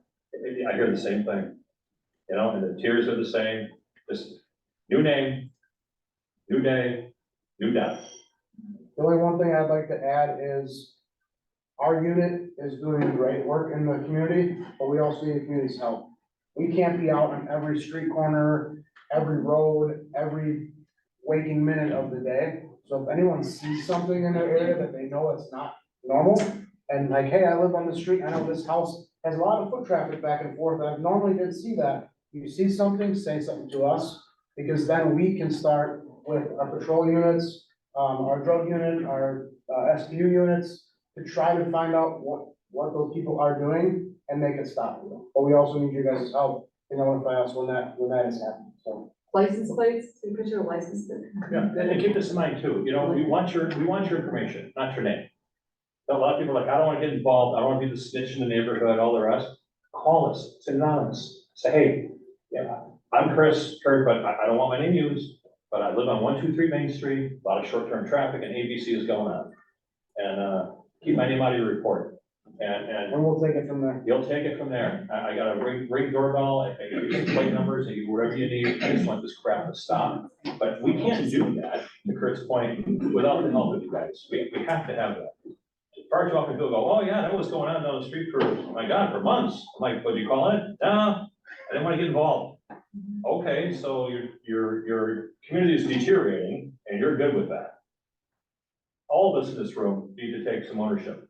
I live in this community, you live in this community, right? Let's get it done. Let's work with each other, and we're here to help you. I won't use your name if you don't want me to. You have my word. As long as I'm the sheriff, I won't leave your name on any report. If you just want to come anonymously to me and say, this is what I've got, I'll give it to Kurt. Kurt will do his thing with it. And trust me, he's got a team of guys that this is what they get up every morning for. They love it. Questions? I have a question. So if the drugs are laced with the fentanyl, and the fentanyl is such a high dosage, why don't as a drug dealer, why wouldn't you put less fentanyl so that you could sell more pills? Or do they just not know? Because they want their product to be the best product out there. So someone takes their pill and it gives them 9 out of 10 scale of being high. However that scale works, the people who don't want to go get a 1 out of 10, they want the 10 out of 10. So they add more things into the drugs to make them the best product, so that people keep coming back with them. And if unfortunately one person passes away, there's another 6 right behind them ready to get into that. But to your point, they don't know. They call them street pharmacists for a reason. And to Kurt's point as well, everyone wants to have that new hot shot, right? Because if I'm selling marijuana, and everyone's selling that, right? If I'm a drug dealer, he's selling dope, she's selling dope, I'm selling dope. I gotta make mine a cut above the rest, right? So I make it a hot stick, and that's adding some heroin or some fentanyl to my marijuana, which is happening. And now you get my marijuana and you smoke it, and it's the best thing you've ever had. Guess where you're gonna buy it from? You're gonna buy it from her? No. Him? No, you're gonna buy it from Chris. I got the best stuff on the market. Trouble is, Chris doesn't always get it right. Next thing you know, you turn up dead and I run for the hills. And that's where Len Bias comes in place, because now you want Chris to go to prison for killing you, right? So this is the problem we have. And the pill presses are the same thing. They don't get it right because they're just not trained in that arena. It's all about money. And they're making money on American lives. Other questions?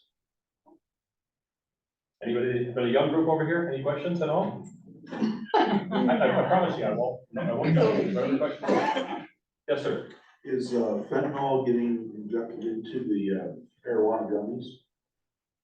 We don't normally see fentanyl that's in the marijuana gummies, only because that's normally bought from some place, Illinois, Michigan, wherever it's legalized, and some of that's regulated. So a lot of the stuff from, those dispensaries, I'm coming up with positive fentanyl, but that's probably not too far away. Or someone that's making their own gummies in Wisconsin illegally, they may put some of that stuff in there too, so.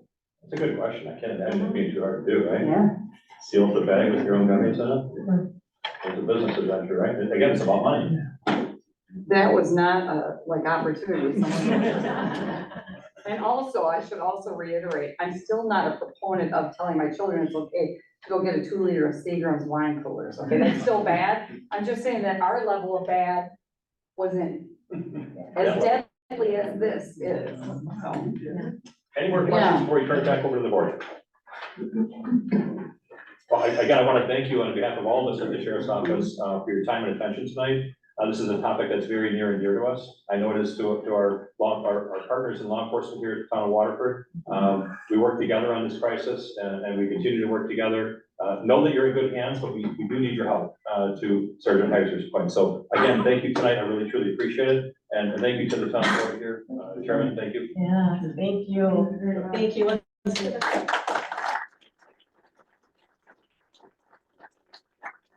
Take just a 5-minute break. So Does they can get anybody their want to things speak together. or take them down?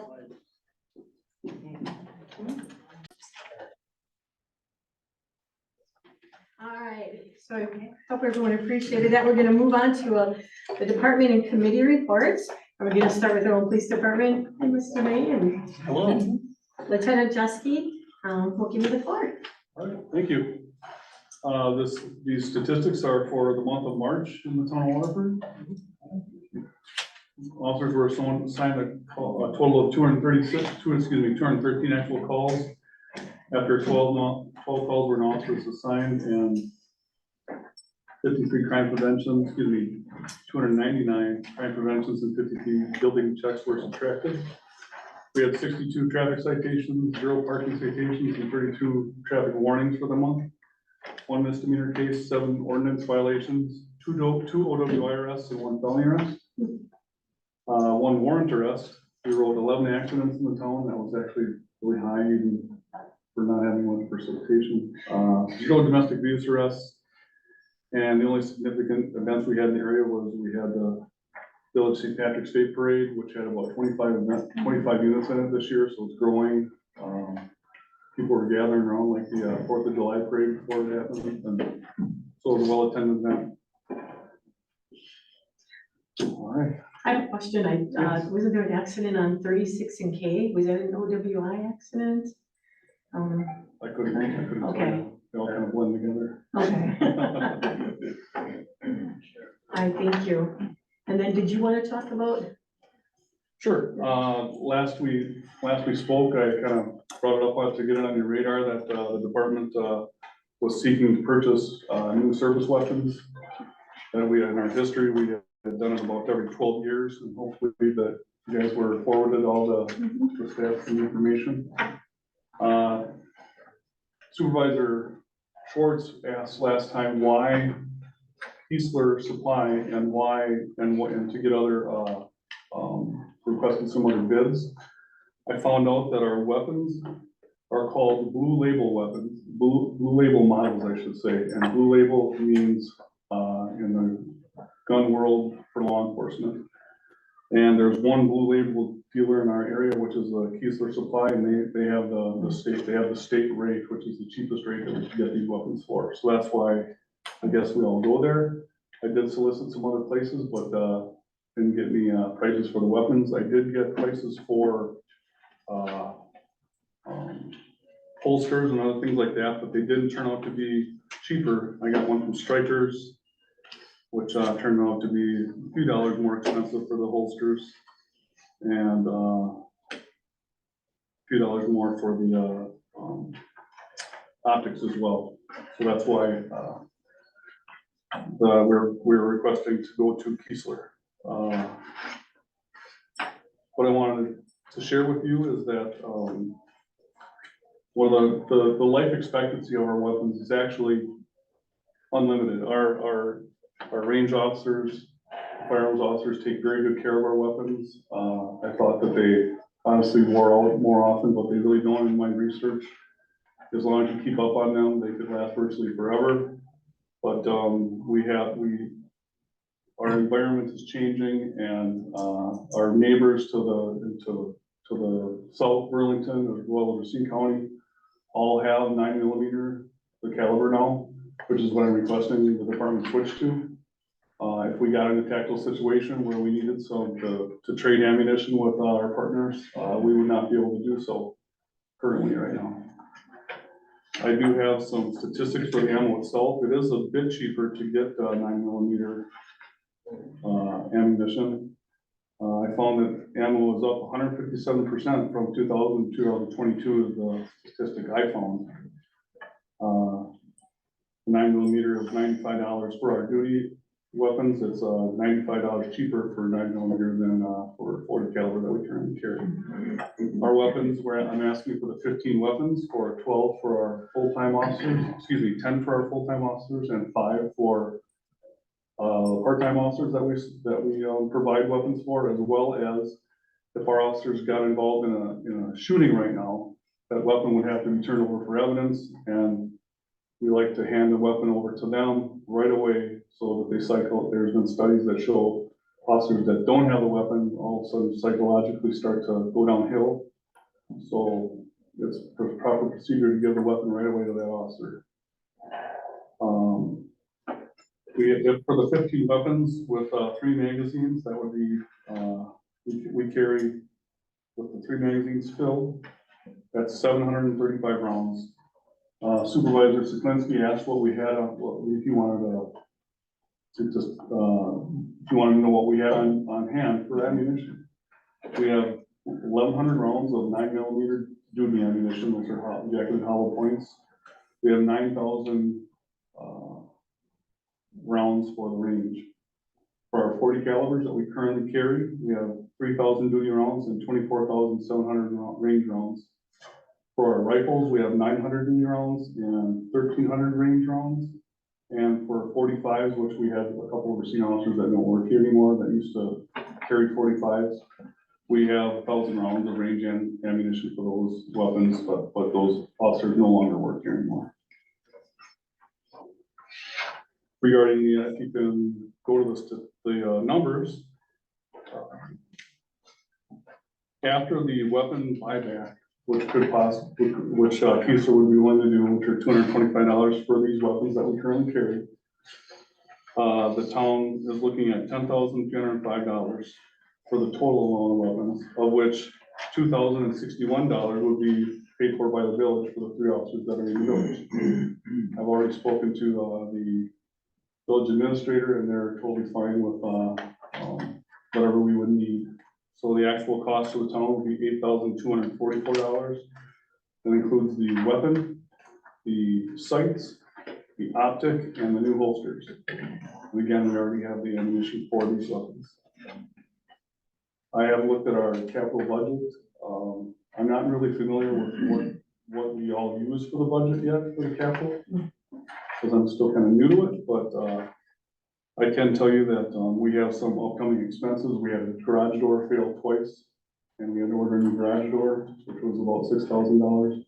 We had a window basically fall out of the police department last month, so we're ordering new windows. I got bids on those. One was from CJ Services in the town of Waterford. He came right away. I called Burlington Glass. They came out and said that they couldn't do it and recommended somebody else who did not return my call.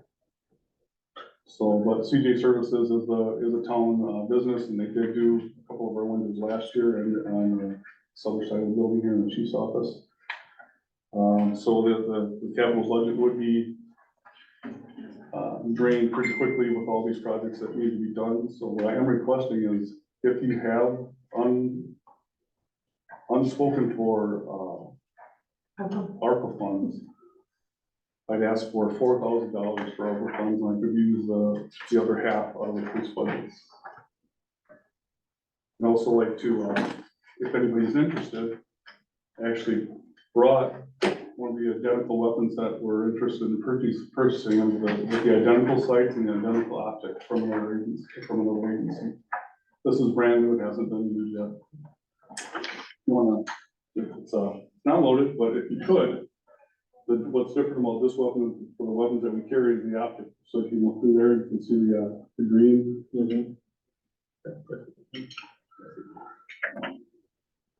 Yeah, when it shoots a laser beam? Kinda. Those green optics that you're looking at allow newer officers and officers that really aren't that great a shot.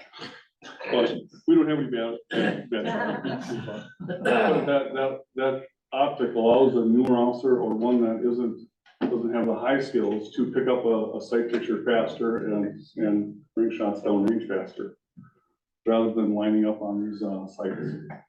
It does still have sights in case the optic would fail, but the batteries in here, this optic itself is pretty durable. They fall, these batteries, the optic actually falls asleep when it hasn't been used for an hour, and it shakes away.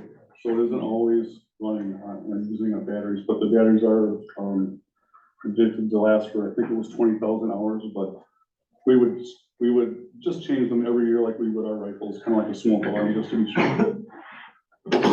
Wait, you just stand up or sit down or bump into something, or you have to physically move the weapon? I'm not sure how much you have to shake it, but If you move, it'll come back on. I also brought Officer Mike May, which is our firearm instructor, one of them, to be here in case you guys had any questions for him that I couldn't answer.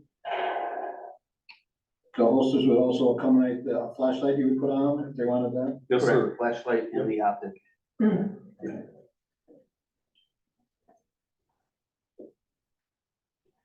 Any other questions, anybody?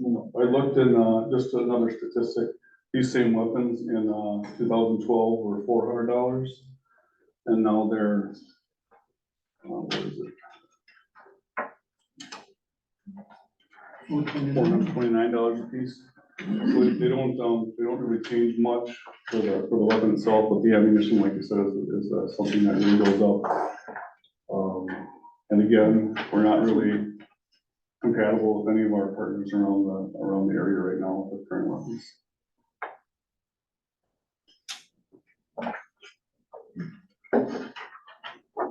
Any other questions, comments, Tim? No. Dale? What I would suggest, since this is a kind of mid-budget request, that, in 3 or 4 months, we'll be putting together our 2025 budgets, and we're gonna have other demands on our ARPA money.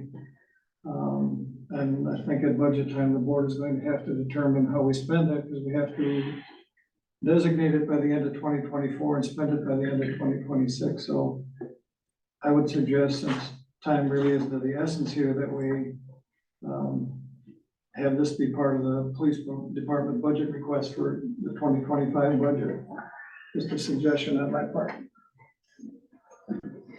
Supervisor Schwartz, anything? I can agree with Dale. The only thing that bothers me is right now, they're not compatible.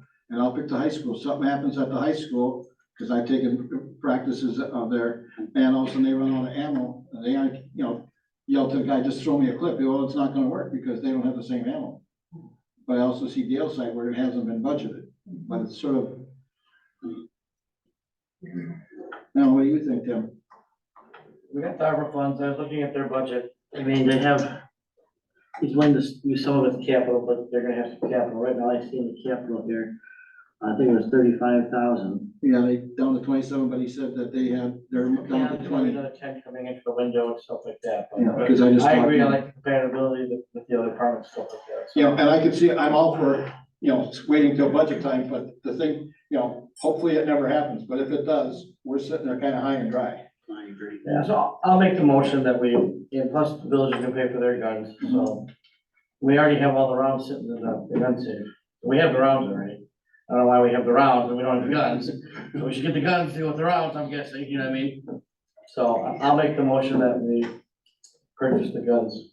So are you making a motion that you purchase them with 4,000 from ARPA? No, I wanna say we use all the ARPA funds, even this 4,000, we can always be able to keep it, we just got money back from last year.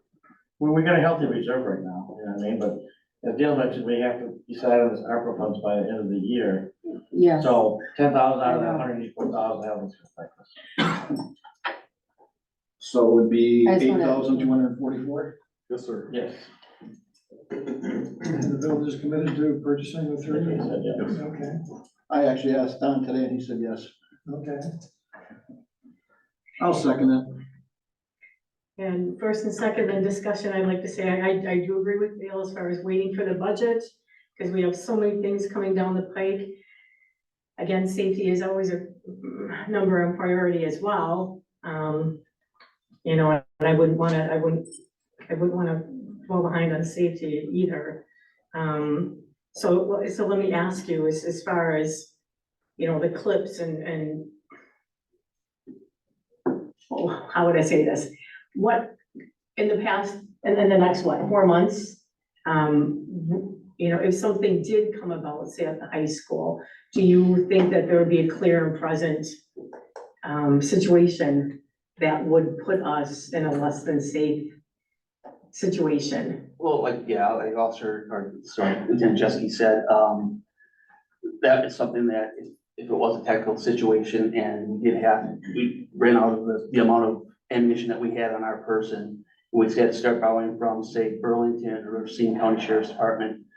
And I think even most of Waukesha County is 9mm now, so if they came to our assistance and we had to distribute more ammunition for our officers, they wouldn't be compatible with our firearms. So that would be an issue at some point if it did come to that.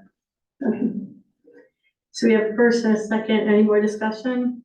Yeah, I'll just reiterate, the safety part, but I can see Dale's point because we get stuff from whether it's the fire department, DPW or whatever in the mid-season year and we can't do it. That's what we have a budget for. But this one time for safety, like I said, I hope we never have to do it, but what do you use? Like 3 clips you carry?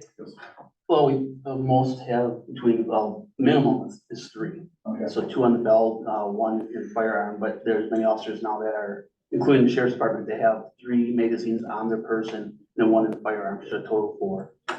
We only have a couple. Okay, you wanna repeat the motion?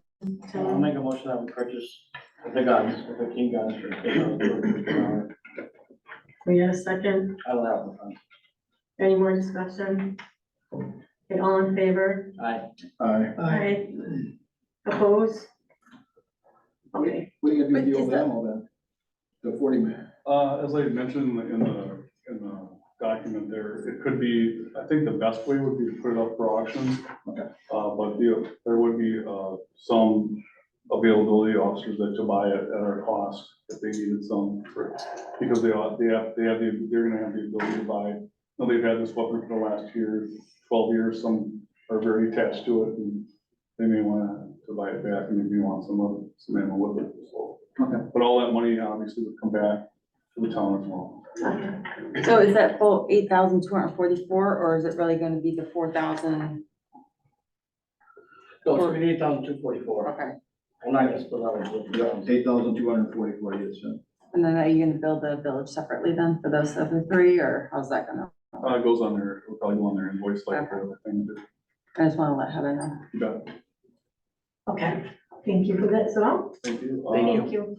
And thank you guys for everything you're doing. Thanks for everything you do at the school. Oh, you're welcome. All right, Michigan Fire. Hello there. Hello. So for the month of March, we ran 22 EMS calls, 11 fire calls. This month, the CPR classes are at 5 o'clock at night at Michigan Station 1 on the 10th. And the first 8 classes are at 10 in the morning at Station 1. So if anybody's interested, call down to the station and somebody will direct you on how to sign up or what you have to do for that. This past weekend, we sent 4 personnel out to the LaGrange Fire Department. There was a farm equipment training going on. It was put out there by an insurance company, so we sent 4 of our personnel out there. It was a very valuable training. So that's where we're at right now. Yeah, and then you have the thing from City Fire, City of Burlington from their structured fire. We have, dear town board members, Michigan Volunteer Fire Company is looking for the approval to plant a tree at Town Park in honor of Ron Strasser. He was a longtime resident, business owner, and a large supporter within the community. We feel that with everything he's done for Michigan Volunteer Fire Company as well as the community, his memory should be commemorated and preserved. We will purchase the tree as well as plant the tree. Michigan Fire is looking for a location within the town park that the tree can be planted if there are any questions or concerns. So Kenny, if you want to work with them to do that, I guess, we need to vote on that. If I can have a motion for that. I'll make that motion. I'll second that motion. Any discussion? All in favor? Aye. I oppose. I thank you very much. And then I also have, letter that you want me to read. Yeah, so town of Burlington last month had a structure fire in downtown, ran the main strip, and we were called in for Mavis, which is our mutual aid box alarm system. That's us going to help the neighbors. So, you have the letter from Chief Babe. Dear Chief, on behalf of the City of Burlington Fire Department and our community, we offer a sincere thank you to you and your department. At 1434 on February 23rd, 2024, the City of Burlington Fire Department is dispatched to the 400 block of South Pine Street in the City of Burlington for a report of flames seen on the porch of an apartment. The City of Burlington Fire Department arrived on scene to find a second-story apartment with heavy flames on the back porch. Mavis Alarm 92001 was immediately requested to the second level. Initial engine crews were able to knock down the flames and access the building. Additional crews arrived and assisted by entering the apartment to conduct a primary and secondary search for residents and fire extension to other parts of the building. One dog was located in a kennel and was brought outside of the apartment with no apparent injuries. An evacuation of all businesses and residences was conducted on the entire block. There was no one in the apartment at the time of the fire. The City of Burlington Fire Department would like to thank all of the fire departments and individuals that assisted us with the recent fire in South Pine Street. Without your assistance, we could have had a much greater disaster. Multiple crews assisted in search efforts, evacuations, and searching adjacent occupancies for smoke damage and fire extension. All performed at the highest levels with your skills and professionalism at the forefront. I would also like to thank our law enforcement partners with the City of Burlington Police Department and Racine County Sheriff's Office. Their quick response helped keep the roads clear for apparatuses and also ensured businesses and residences were evacuated as needed. So a big thank you to everyone involved, and I'm glad that the dog was saved. Thank you for that. Anything else? I just want to thank the Waterford Police Department. We had that freak ice storm that happened on 83. And Waterford assisted us, county sheriffs and state patrol. We had 3 accidents back to back to back. One happened while we were on scene of the first one, we watched it happen. So a huge thank you to you guys for helping us shut down them roads, because it was not good morning. Other than that, that's all I got. Thank you. Thank you. You have anything from Waterford No, Fire I and do not. Rescue? No. Tina, did they send you anything? No. Okay. Okay, moving on to WWMD. Oh, there. Hi there. So we are pulling out the equipment, this at the end of April, the week of the 22nd. So our harvesting equipment will be pulling out of storage, going onto the waterway. We still have plans to start harvesting the week of the 13th of May is when that's gonna begin. I did receive indication that Waterford Police Department's gonna be putting out buoys, I think on the 24th of April. Yes, sir. Yeah, so looking forward to that. Yeah. One of the official signs of the waterway opening up. I do want to report that this evening, the Wisconsin DNR has multiple proposals out there, and the public is weighing in and in on them. 2 proposals that could directly affect our waterway. One is dealing with wake boats, and their proposal is to, well, essentially ban wake boats from our waterways. The restrictions are such that, if I understand correctly, the waterway has to be 1,500 acres, worth 1,200 boatable acres. The waterway, the boats have to travel in 20 feet of water, and they have to stay 700 feet from the shoreline. So that would make it very difficult for wake boats with full ballast to operate. The other proposal out there is to ban the use of Garmin LiveScope and Humminbird 360. These are higher end fish locators They're very good at what they do. It's a good technology. Fishermen are more accurate in locating fish. And now the DNR wants to ban that. Actually. All right, thank you. Any questions from anybody, any comments? Thank you. Thank you. Hi, Kenny Park. Well, good evening, everybody. I'd like to start out with the park and the road department is, spring is always pretty tough where we can plow snow and cut grass in the same month. And both, everything has to be ready, so definitely challenging in the spring. Well, regarding the park, the motor's ready, and the water was turned on this week after the last cold spell, so hopefully get that done by the end of the week with, Western Racine County to get that tested. That's all I have for the park. And road? Moving on with the roads, got a lot to do with the roads here. The bridge inventory that the state wants us to do, we did. We have 6 bridges that are 6 feet to 12. And those will be done by your engineer and then passed on to Racine County for that. Or did the DOT, because we actually get paid for each bridge. I think it's $100 per inspection, part of it. There's a lot of them that are on the map. I mean, this is statewide. I mean, there's a blue map, blue dots everywhere. But a lot of the blue dots are previous grants that we got for bridges that were 3 feet at the time. So we ended up taking off 20 some dots that are in just our area. Basically, the state wants to clean up all the bridges so they actually know, get an accurate count. So that'll be submitted probably this weekend, by the end of the week. So I guess I'm gonna work with the engineer on that. All right, back to the other grants that we have. There's no word on Vienna Park yet on that grant.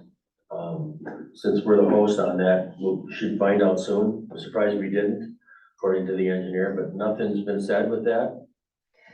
Still waiting on the check from East Maine.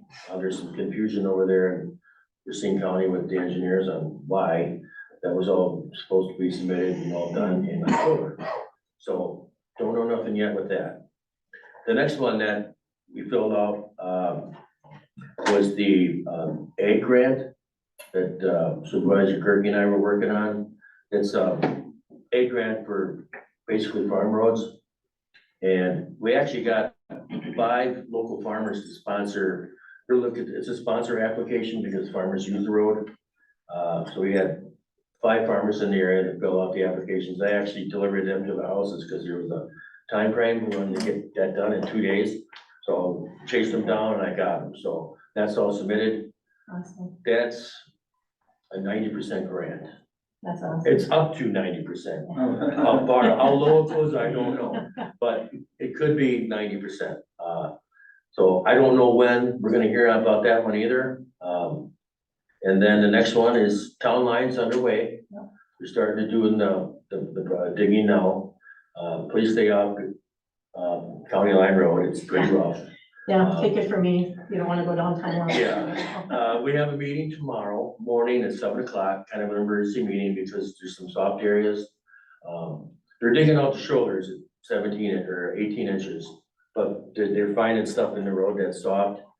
And we're trying to get some totals on that. There is totals in the bid and extras that are in the bid because that happens with extras. We just need to know where those numbers are at.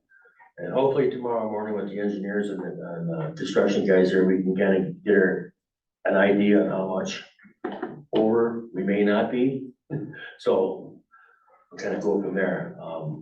So it's been a stressful last week. Next for the roads, go ahead. Is Town Line Road gonna remain open when that thing? Well, it's gonna stay open until they do the cross culverts. They have 4 cross culverts to do. They will close that. They have all the numbers they need for the fire department.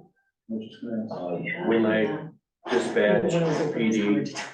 So those have to be closed for the cross culverts. And then That's not like a long. No, it's probably 1 day for each culvert. Gotcha. At least that's what they're thinking.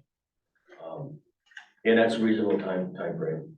There's only one that's kind of deep and that's 2-footer, but yeah. Should only take a day apiece. what's the next one here? For the roads for this year, depending upon what we spend this year, where we're gonna be at for next year, because we're using the money that we borrowed correct for this year. I talked to Supervisor Kirky today on trying to do Hidden Harbor subdivision, Sandy, Dory, Sherry, and Joni Lane. It's smaller than what we did on, south of there with Williams Court, Kenzie, and Cobblestone in that area. So we'll see where those numbers come in, just with soft numbers with the engineer. We get to those numbers that we want to do for some of the roads that we're gonna do this year. Can't fit out too much. Time frame on that, get the paperwork in by the 19th, or posted before that with the engineer. Once we pick the roads, the end of this week, beginning of next. Week 1 would be April 26th. Week 2 would be May 3rd. Bid opening will be by the engineer by May 10th. And next month, April 13th, should be the bid opening. May 13th then. The what? May, you said April, I think you meant May. May, I mean, sorry, I can't have my thought, May, yes. And that's all I have. I mean, there's other roads, I just finished today with the engineer doing the road ratings. Wow. Most of the roads are on the low end. I mean, the brand new road's 10, then it drops down to 9, 8, crack fillings number 7. And most of our roads are 5 or less. So we have a challenge ahead of us. So hopefully we can get some of these grants, move forward.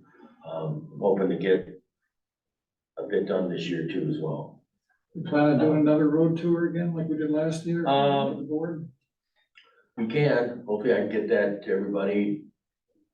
What would be a decent date coming up here? Good set up a time to do that. The end of this week would be good. I mean, there's some of the roads we did last year that we kind of know about. Just a matter of if we wanted to do a division and Kramer over by crossover. I talked to Norway today, that's not even in their 5-year plan. We kind of wanted to work together, but they might be able to move it up and do a transfer on their roads and maybe get division done, so we can split the cost on that. Well, not complete split, but, probably about 400 feet of it is ours, and the rest is theirs. So I mean, they may do a portion of that, then we can save some money there by not doing a mobilization. So that's a possibility. Yeah, let us know when you've got the list of roads and. Yeah, it may only be a subdivision and one other road, because that's the only money we're gonna have. So we'll see what those soft numbers come in at. How much money did we put away this year for roads? 275. That's what I thought, okay. Yeah. And we'll hopefully have some left over with town line. See where we're at with some of the numbers. We're not gonna be, everything, but we still have a lot out there ready that we spent on engineering. Okay. So we'll have to get those numbers down on paper. And along with that, we did a citizen's comment from John Strigley. Is he here? Yes, yes. Hi there. Hello. Can you come forward? Sure. Just get your name and address, please, just for the record. I know you had a public comment about repaving the subdivision roads. Yes, I had a whole and speech Hidden prepared, Harbor. but I'm John Strabley with Hidden Harbor, president of the association. I was here last June. My address, you know, 72, you got it? Yeah, 72, thank okay. you. And I was here on June 12th, requesting the same, and it sounds like we're on the plan. And Ken mentioned to me that we're beyond even patching. I mean, it's literally almost a gravel road. And the subdivision to the south of us has been patched for a while too, and it's in real good shape. So I just glad to hear we're on the list. And you mentioned to me we were on the list last year, and I guess we're gonna get it done. It's still a list. Well, we've got this recorded, right? Okay. Yes. Thank you all. Thank you for coming. Thanks, John. Got a couple questions for Ken. Yes. Have you got an RFP or anything for fixing the, building? Or you said the wall was rusting out or was? You know what? It's so hard to find somebody that wants to do something like that. I know I spoke with several contractors. I can't even find anybody to do the salt shed. That was my second question. 6 people on that. I'm at almost at wit's ends. I mean, if I found somebody that give me a price on station 2. Oh, that's the other one. You did find somebody for station 2? Yeah. Okay, did they get you a price yet, or? Yep. It was Is that more, on RFPs, or can we just? it was a tad more than the other one, but the other one was, 9 months old. It was close. I had a lot of things going on. I actually forgot to give that to you, Dale. Okay. Do we have to put stuff like that out for RFP, or? Well, It's over. For the building wise, no, now it's under 25. I don't know that, that's why I'm asking. And it's also time and material. Everybody knows contractors looking for work. Yeah, let us know. Let Ken know. Yeah, thank you, Kenny. You still have to put it out even if it's less than 25,000, it's just a little different. Yeah, that's true. Okay. So just let, That's true. just to let everybody know regarding town line, just be patient with that road. They plan on getting everything done, and paving by, hopefully the first week of May. But I have a feeling that's just gonna get pushed back a little bit. And you said the fire departments now are gonna be aware and dispatch, so they know on a daily basis. Yeah, that was pretty much a strong conversation regarding that, pre-time meeting that everyone needs to know. Especially when they close it. Yeah. Did you have something to add, Chandler? Yeah, just make sure whoever calls, because we didn't know that town line was starting till the other day when I drove down it for something. I just drove, one of my buddies lives down there and it wasn't sent out to us. At least I've asked a couple of our command staff, and no one really knew, so. Yeah, because, Talked you about go it down there and all of a many sudden, times. 2 houses from where the road's closed is where your call is, you could have came in from the backside, so yeah, we have to. So I don't know if that means I mean, Kenny has my personal phone number, I can give him my Michigan email also, I don't know if that's another way, but then if it goes to my email, it goes to my phone and I can fire it out right away, I don't know what that looks like, but I'll work with Kenny on that. I was gonna say, let those two work together. Regarding the culverts, it's probably gonna be 2-day notice, 8.5 notice. That's, well, as long as they know, hey, tomorrow morning, the road's gonna be closed at Yeah. such and such an address, that's. Yep. Okay. Thank you. Thank you. All right, so, moving on to, we're now going to have our Racine County Board update. Greg Horace, your board representative, would like to share information. He couldn't be here tonight, but going forward, he'd like to be here and share some information from the county. I'm just gonna go through a couple of quick points, and then from now on, he'll be here to share. And then on the times that he can't be here to share, I've asked him to share some information for him. So they're talking about the communication systems upgrade that they're still working on. The request for proposal is out. It's gonna be quite expensive. Our system is quite antiquated, so they're still having discussions on that. There's a tree program, 296 trees were ordered. This is a program the county has done for years as a part of a green initiative for farmers. They'll be handing out trees at the fairground, the end of April. And of course, we all, I think, are familiar with the whole FEMA floodplain issue that's going on right now. And I could say contact your county representatives, contact FEMA. I've been helping some residents get a hold of FEMA to handle that whole floodplain issue that's happening. So he will be here from now on to give us an update on what's going on there. I'd like to just skip a little bit because I know that we do have a student in the audience here, Emma, and I don't want her to have to wait any longer. It's probably kind of boring to you, some of this stuff, but some of it's probably a good education. But she did write me a very well thought out letter that I responded to her, and I did invite her to come if she wanted to talk to the town. And she's talking about creating a place for teenage activities. So Emma, did you want to come forward?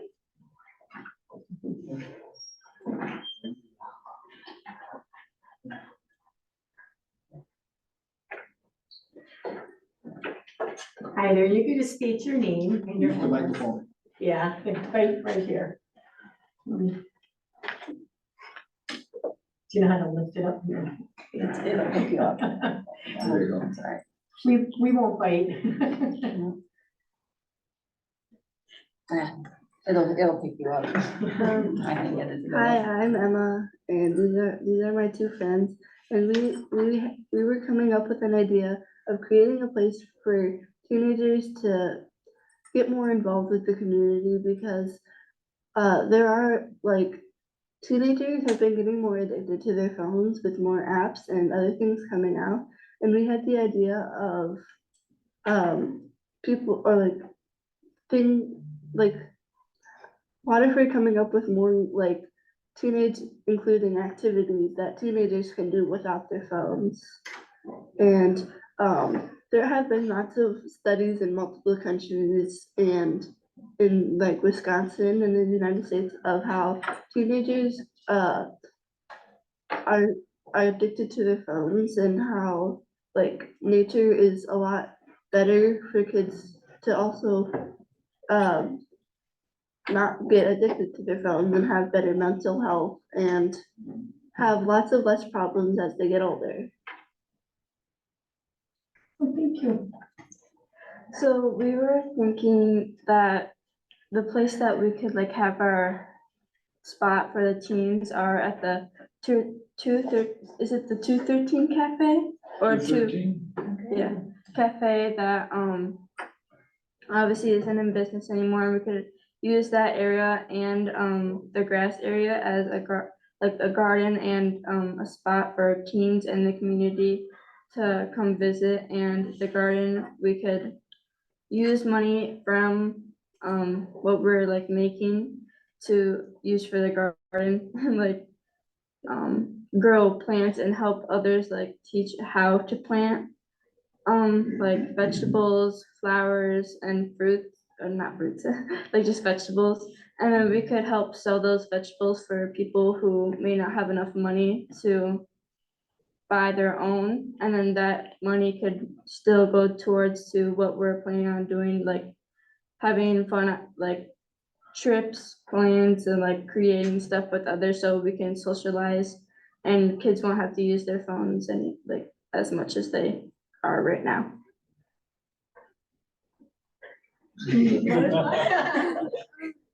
So more about the idea of like building an environment for teenagers to make new friends and like kind of interact more with each other in person instead of online, and just get to know like other people better, including like the high school, make new friends, including the middle school too. So kind of a place for teens to get to know each other better, like people in our school, instead of just staying on their phones all day and getting addicted to like bad apps or like cyberbullying. Like probably stop that and get people to become more active with the real world instead of just stuff that's online. Okay, thank you. Any of you have any comments? Well, back when I was in high school, when the Great Beast roamed the earth, we had a rec center in Watertown. And they would have music and dances on Friday and Saturday. They had like ping pong, shuffleboard, different activities that the kids could do. I think it was open almost every evening, as well as on weekends. I don't know. You know, Cafe 213 and adjacent lot in the park or in the village. So to do something like that, you'd probably have to contact the village officials. Have you done that already? Or are you planning on doing that as well? We're planning on doing it. But as far as the physical location where kids could meet and, you know, be out of the weather, I wish Mike May was still here. I don't know if there's something with the schools that a really existing building that might be there. I don't know, Cafe 213 building, I think, needs some structural repairs from what I understand. I'm not sure if that would be usable at this point. But thanks to all of you for coming up and speaking. I know it's not comfortable for teenagers to come and speak in front of a bunch of adults, but I commend you. I think you've got a great idea. Anybody else have any ideas or I possible? think possibly they could talk to the village. They do have that one building at Whitford Park. Was it side of the building? Yeah, They could possibly, you know, that could be a possibility. that's true. Yeah, it's a couple blocks farther south, but not too far. Yeah. It's open year round. It's Right. heated. Yep, so, you know, we don't have a say on that. That would be the village. And you could approach the high school too. I don't know what we'd have available up there. But this is good practice. Yeah. When you go to the village, right? What school do you guys go to? Fox River. That's a really Yeah, and I great know- idea. Yeah, I think that would be a good idea. And I know when I wrote back to her, I talked about, I do know that, you know, at first, the first thing I thought of is the high school, you know, they offer a lot of things. I have one in high school now and two that graduated and, you know, they were in volleyball, baseball. And even if you're not in sports, there's, you know, drama, music, art, culinary, there's so many different clubs and so many different things that you can be involved in, right at the school as well. I think that really helps for social and just, you know, emotional connection and well-being. So that's one of the first places I would look as well, that it's already there and they already have all these things there for you guys to do. But I think that's a good idea too, the building at the village, just to do something if you And want at to the high do. school, you have the tennis courts available, and they also have lights there for an evening. Yeah, and I have a ping pong table in my garage you guys can have. So yeah, there you go. Yeah. So, no, I think it's great, and I really appreciate your well thought out letter, it was very well done. And I appreciate your, the guts to come talk in front of people, because it's kind of scary sometimes, but, you guys did a great job. And, so just keep in contact with us and we'll help you go from here, okay? Thank you. Thank you, girls. So who should they contact, you or Tina? Yeah, she's got my email. Yeah, You can got keep her in contact email. with me. Yep. And we'll get you in touch with Rachel and President Houston over there, okay? Yeah, maybe. Good idea, girls. Okay, so we're gonna get back on track here and go into old business, special. Planning Commission. Oh, I'm sorry, yep, thank you. Yeah, I just saw on the agenda, the fire department wanted that if there was a tree on there. We got that. They got We that. did? I'm sorry. You were sleeping. It must have been. Thank you, town However, planning. I'm glad you brought that up, because should we consider putting a tree up for Harold Rank as well? They wanted to plant it on his land. They talked Oh, about I that. thought it was up on the park. No, that's for, No, Ron. that was for, Mr. Strasser. Oh, I misunderstood. I Yeah, I'm thought- sorry, Rank wanted the tree planted on their property. Oh, okay. Yeah. Thank you for, town planning, so obviously, Tim doesn't have the minutes because we just had the meeting this morning, this morning, feels like it.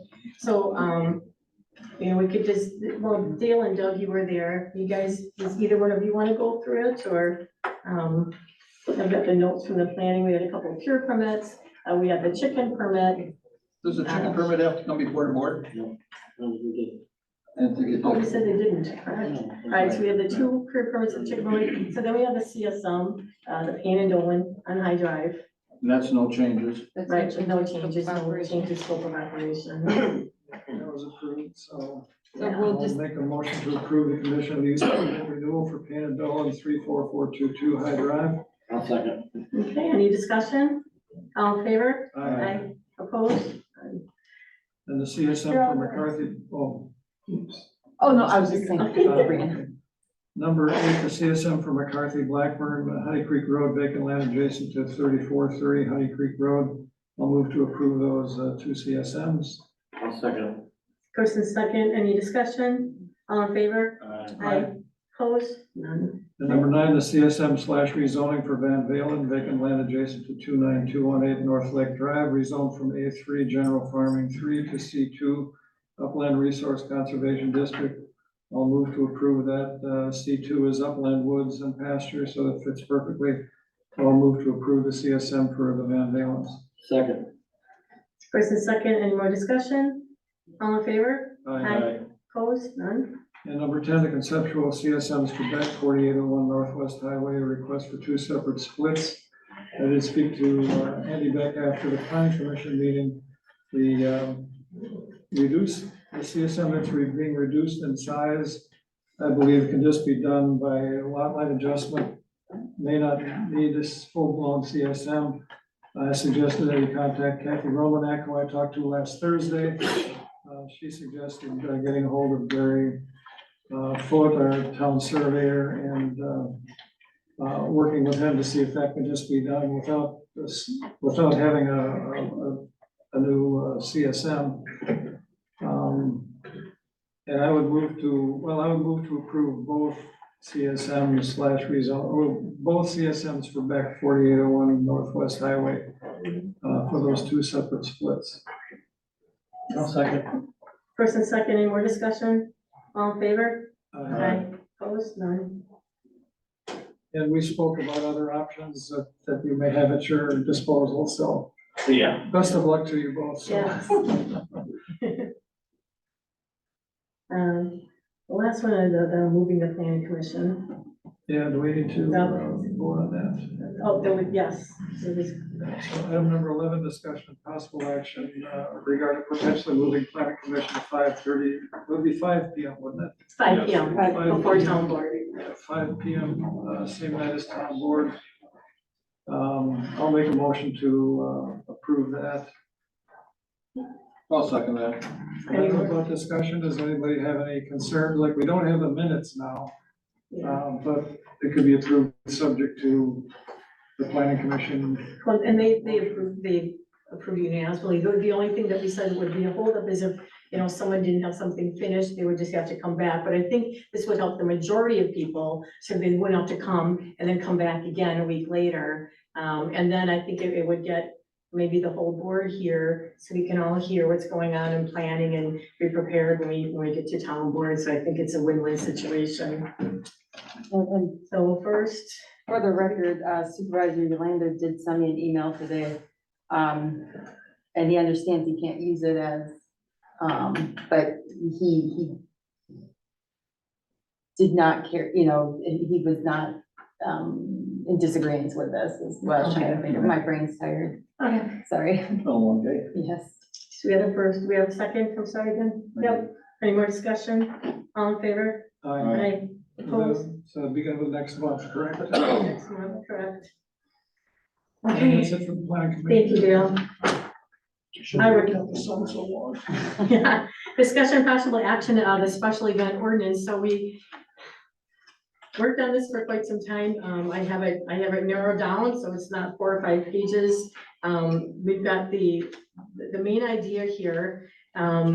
And I know that you guys have had this for a little while, so if there are any tweaks, any changes, you know, anything, let me know now, but I think this covers the, you know, the definitions. Now, on the last one, we had the class 1 and class 2, and we just got rid of that. That's just too confusing. People were confusing, people renting out the park for a, you know, graduation party to a special event. A special event is classified as any activity open to the public that uses public roadways, waterways, rights of way, sidewalks, parks. So that differentiates it, that you may need law enforcement, fire, EMS, DPW. So that's what a special event is.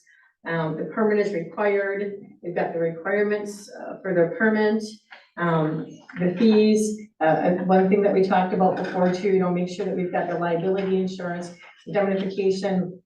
And then the town services, I believe it's 4C, all requests by applicants for town services such as law enforcement, fire, EMS, DPW, must be made when you make the application. I know I had a review sheet that it will be reviewed by all the different departments and they will decide, you know, what is needed. The applicant shall be responsible for ensuring sufficient staffing to provide assistance with crowd control, parking, sanitation, and medical services. The department review process shall determine the appropriate level of staffing required. Reimbursement to the town for use of law enforcement, DPW, and fire EMS services shall cover the full cost of services so that the town is not subsidizing the event. And that's the gist of it here. We don't feel that town taxpayers should be subsidizing private events. It's just not fair. In the event that there's maybe a charitable event or something that benefits the town board does have authority for discretionary donations of services, okay? So that's one of the big changes that we did there. And parking, we must comply with our town ordinance, but you can get a special request as far as overflow off-street parking.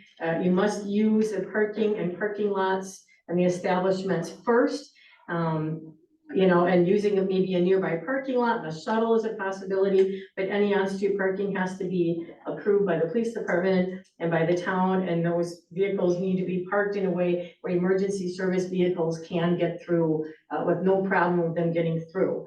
So those are the main things that we were concerned about. Any questions, comments, changes, edits? There's one thing on page 2, with the 20 days versus the 14 days. Oh, yeah. Yep, so we're gonna change that 20 days to 14 days to make it match up with the other. With the D. Yeah. So the 20 days and A is 14 days, thank you. And then the permit fee, I know our current ordinance, had not to exceed $1,000 a day. I kind of like what Burlington did. You can bear with me a minute, I just made a couple of copies today. So they've got a pavilion reservation, a park usage permit, and a both pavilion reservation and park usage.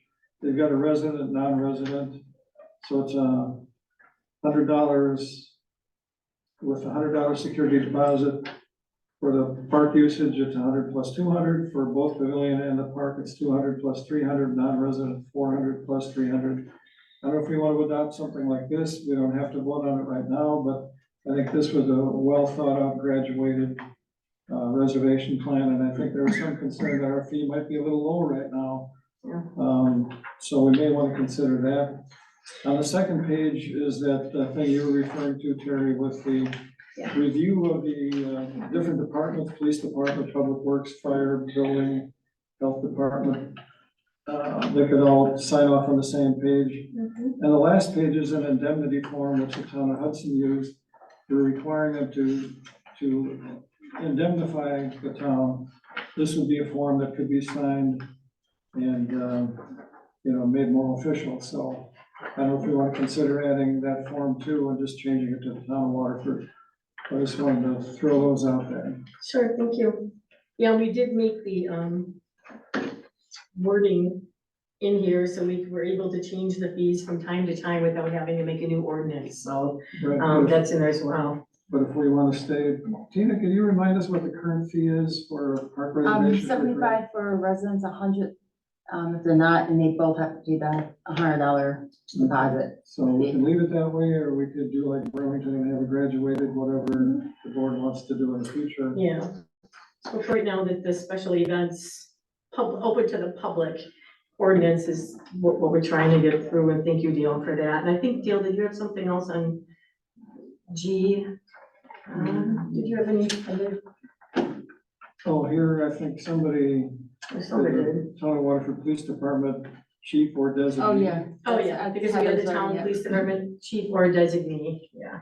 So if you add that word, and then just a reminder in G for parking, the special event coordinator must present a parking plan, a written plan, so. Correct.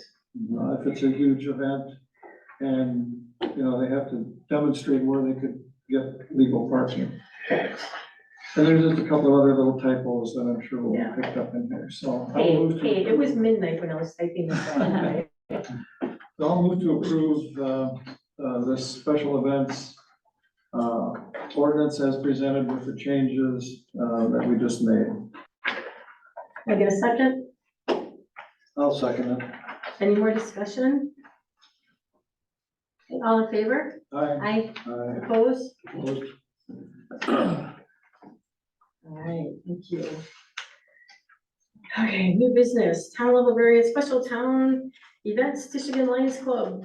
Request approval of special events permits to allow alcoholic beverages for Tishigan Car Show and Balloon Fest. Is there anyone who wants to speak for? You have the citizen comment. I'm sorry. The citizens comment that I gave you this afternoon. Oh, yes, I'm sorry. Thank you for reminding me. I'll find this here. I do have a citizen's comment. She's not here, but Kathy Lindblom comments, this family-friendly event should be liquor-free. Too many chances for accidents or safety problems due to impairment. Let's set a good example for our little ones. So that's from Kathy Lindblom. What event was she referring to? What's that? Balloon Fest. Balloon Fest. Balloon Fest and the car show, I guess. Oh, I think it was specifically Balloon Just, Fest. okay, she didn't specify which one. Yeah. Okay. Does anyone want to speak for the Lions Club or? Well, I'll speak, I'm not gonna say anything about Kathy's request, but Yeah, we inherited this event from the village because it wasn't as successful when we did it. So, we'll do it again, but we need to have revenue to, pay for all this stuff. And liquor, the beer sales is one of the things we do. can I ask a question? I think when Balloon Fest, didn't they have it at Woodfield, or right, Woodfield one year? Did they have an alcohol tent? Or no? Because the state law says that you can't sell alcohol on school grounds. They put it on, they closed off barns and put it on. the road, Yes. and then they went back and forth, and the Waterford, yeah. You I said, know the whole history of when I was with that, because when it came to us, they wanted to keep it in the area. You just They served- moved it to McGuanago. It was a priority that they, you serve just beer or other alcohol besides, We can beer in the White Claws and stuff like that. but no mixed drinks? Well, last year they did have mixed drinks in the morning, Bloody Marys. No, that's mixed drinks, so, Yeah, to you're be right, honest with you, it is, I mean, do we have a full bar there? No. Okay. No, we don't have a wanted to full say bar. that they prioritized having alcohol there because of the fundraising, and I'd like to point out that with the right amount of law enforcement presence, there I wasn't was any gonna say, we issues need the right there. amount of law enforcement. I mean, they haven't had any issues so far, we didn't last year, and there's no reason to expect that we would in the future. Okay. All right, so do we have a motion for the requested approval of, alcoholic beverages for the Car Show and Balloon Fest? Also move. I'll second that motion. Any more discussion on that? Okay, all in favor? Aye. Oppose? Okay, discussion of possible action, moving planning commission meetings to 5:30 PM. Hey, didn't we do that already? Yep. Okay. Dan Dickinson's been waiting so patiently. Discussion of possible action with roof repair. We all know that, we had some hail storms and we had some hail damage. And I just want to say, on behalf of the Waterford Sanitary, we put out, numerous, at least 6 different places, looking for bids. And we received quite a few intents to bid, but when it came to getting the actual bid in, we received one from Infinity Roofing. And Dan, did you wanna talk about that? No. Sounds good to me. How about now? Bless you. Thank you. Well, Terry, excuse me, a bit of a cold.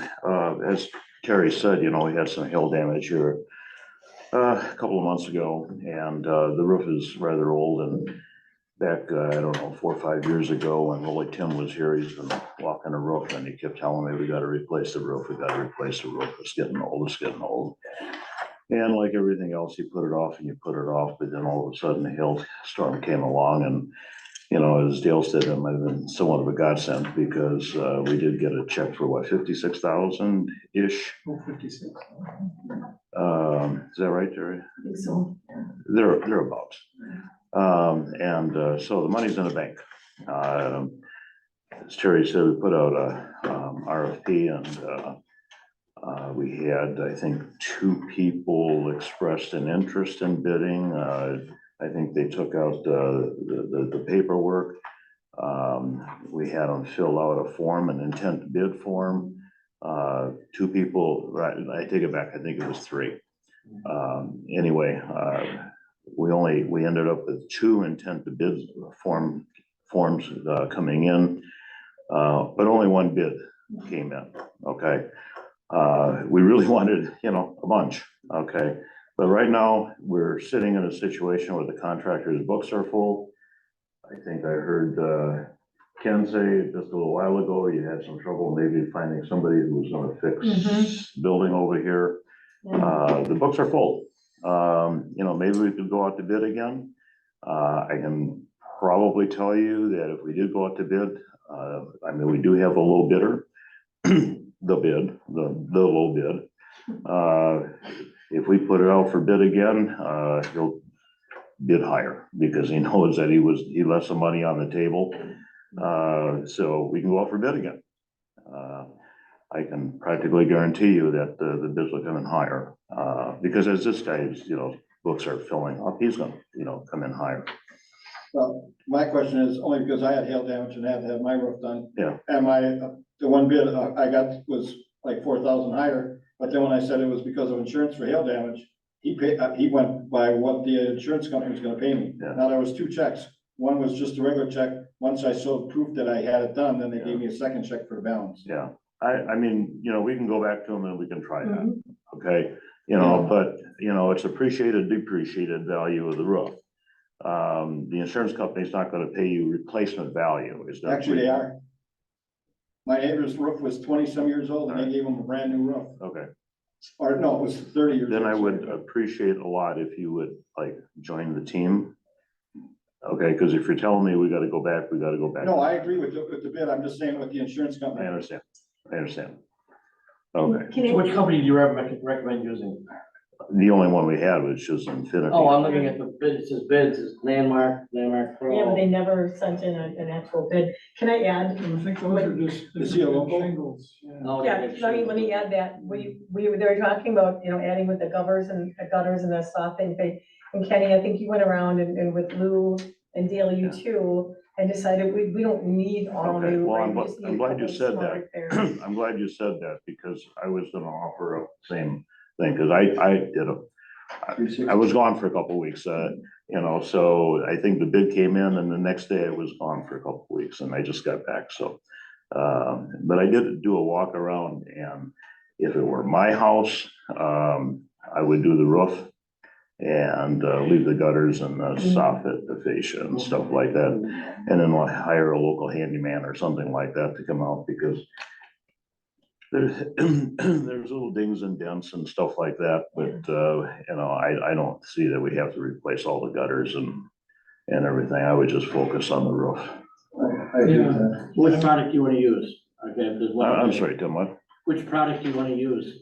Well, okay, that's another discussion. I mean, you got your three, and what's the difference in cost, like maybe $4,000 or I just something? wanted 63 to 69,000. For max to min,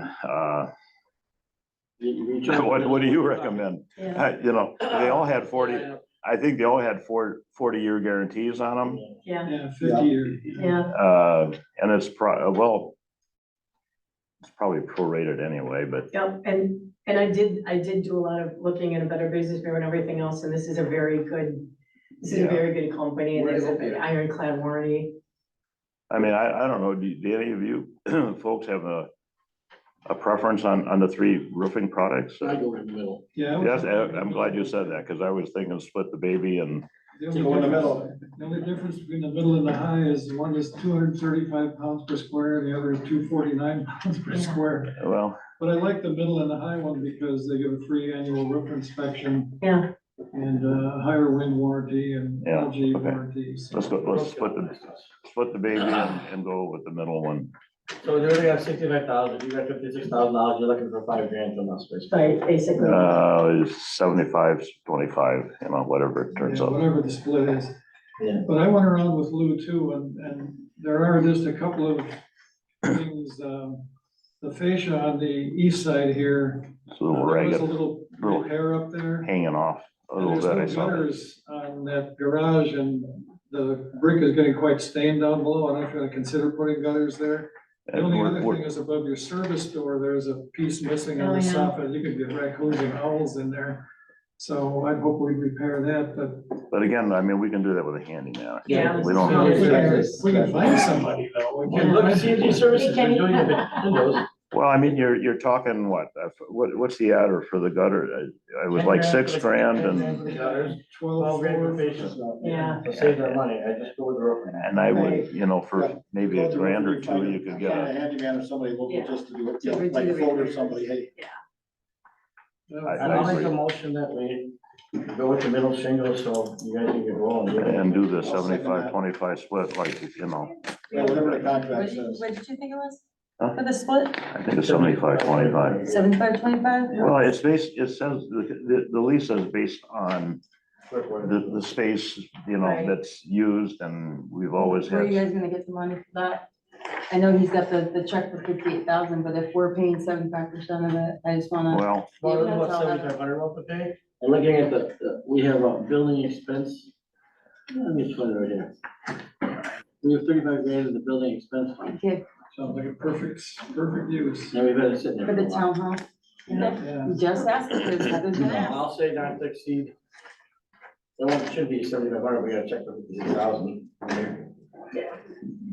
whatever Okay, the so we have difference. a first and a second, any more discussion? Okay, all in favor? Aye. Okay, Opposed? Thank you, Dan. okay. So we're here, so then you guys have your meeting on Thursday. Thursday, and then we'll approve it, and just, you're okay if we just go ahead and Yep, the middle price. sign the thing and Yep. go with it? You're the landlord. Thank you. Thank you. Okay, people here, discussion of possible action. I have spoken with Karen from the Village of Vernon, who is, they're willing to do a board agreement with us. They're not interested in any extraterritorial jurisdictions. They're not interested in punishing us for anything and dealing with all this other stuff that we're dealing with in other municipalities. So I've already begun talks with her. She's talking to her board, and all I would like is a motion to move ahead with some type of border agreement with the Village of Vernon. I'll make that motion. I'll second that motion. Okay, first and second, any more discussion? Yeah, who's gonna write it up? I will. No, I mean, Oh, they're working on it. They're due at their next board meeting. okay, Mhm. Okay, all in favor? Aye. Opposed? All right, and, discussion possible action. This is I still call it as a government meeting. We talked about, this is the Shepherd's College. So basically, the Shepherd's College helps people with intellectual and developmental disabilities. So what it sounds like is federal funding was taken away. And what all the municipalities want to do is get together and sign this to give to Representative Brian Style. That we respectfully request that Brian Style and his federal congressional representatives pursue the creation of a pathway for students with intellectual and developmental disabilities who attend Shepherd's College and similarly credentialed specialized post-secondary schools across the nation to federal grant opportunities as a means of financial assistance for their continued education and the personal pursuit of their hopes and dreams of a meaningful and fulfilling life. And, we just, they just want to know if we want to go in with them and ask them to please consider to continue to do this for these folks for education purposes. and I think we should, I'll make a motion to approve this resolution for Shepherd's College.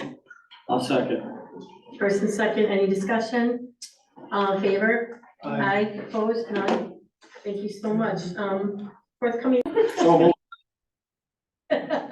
Meeting adjourned at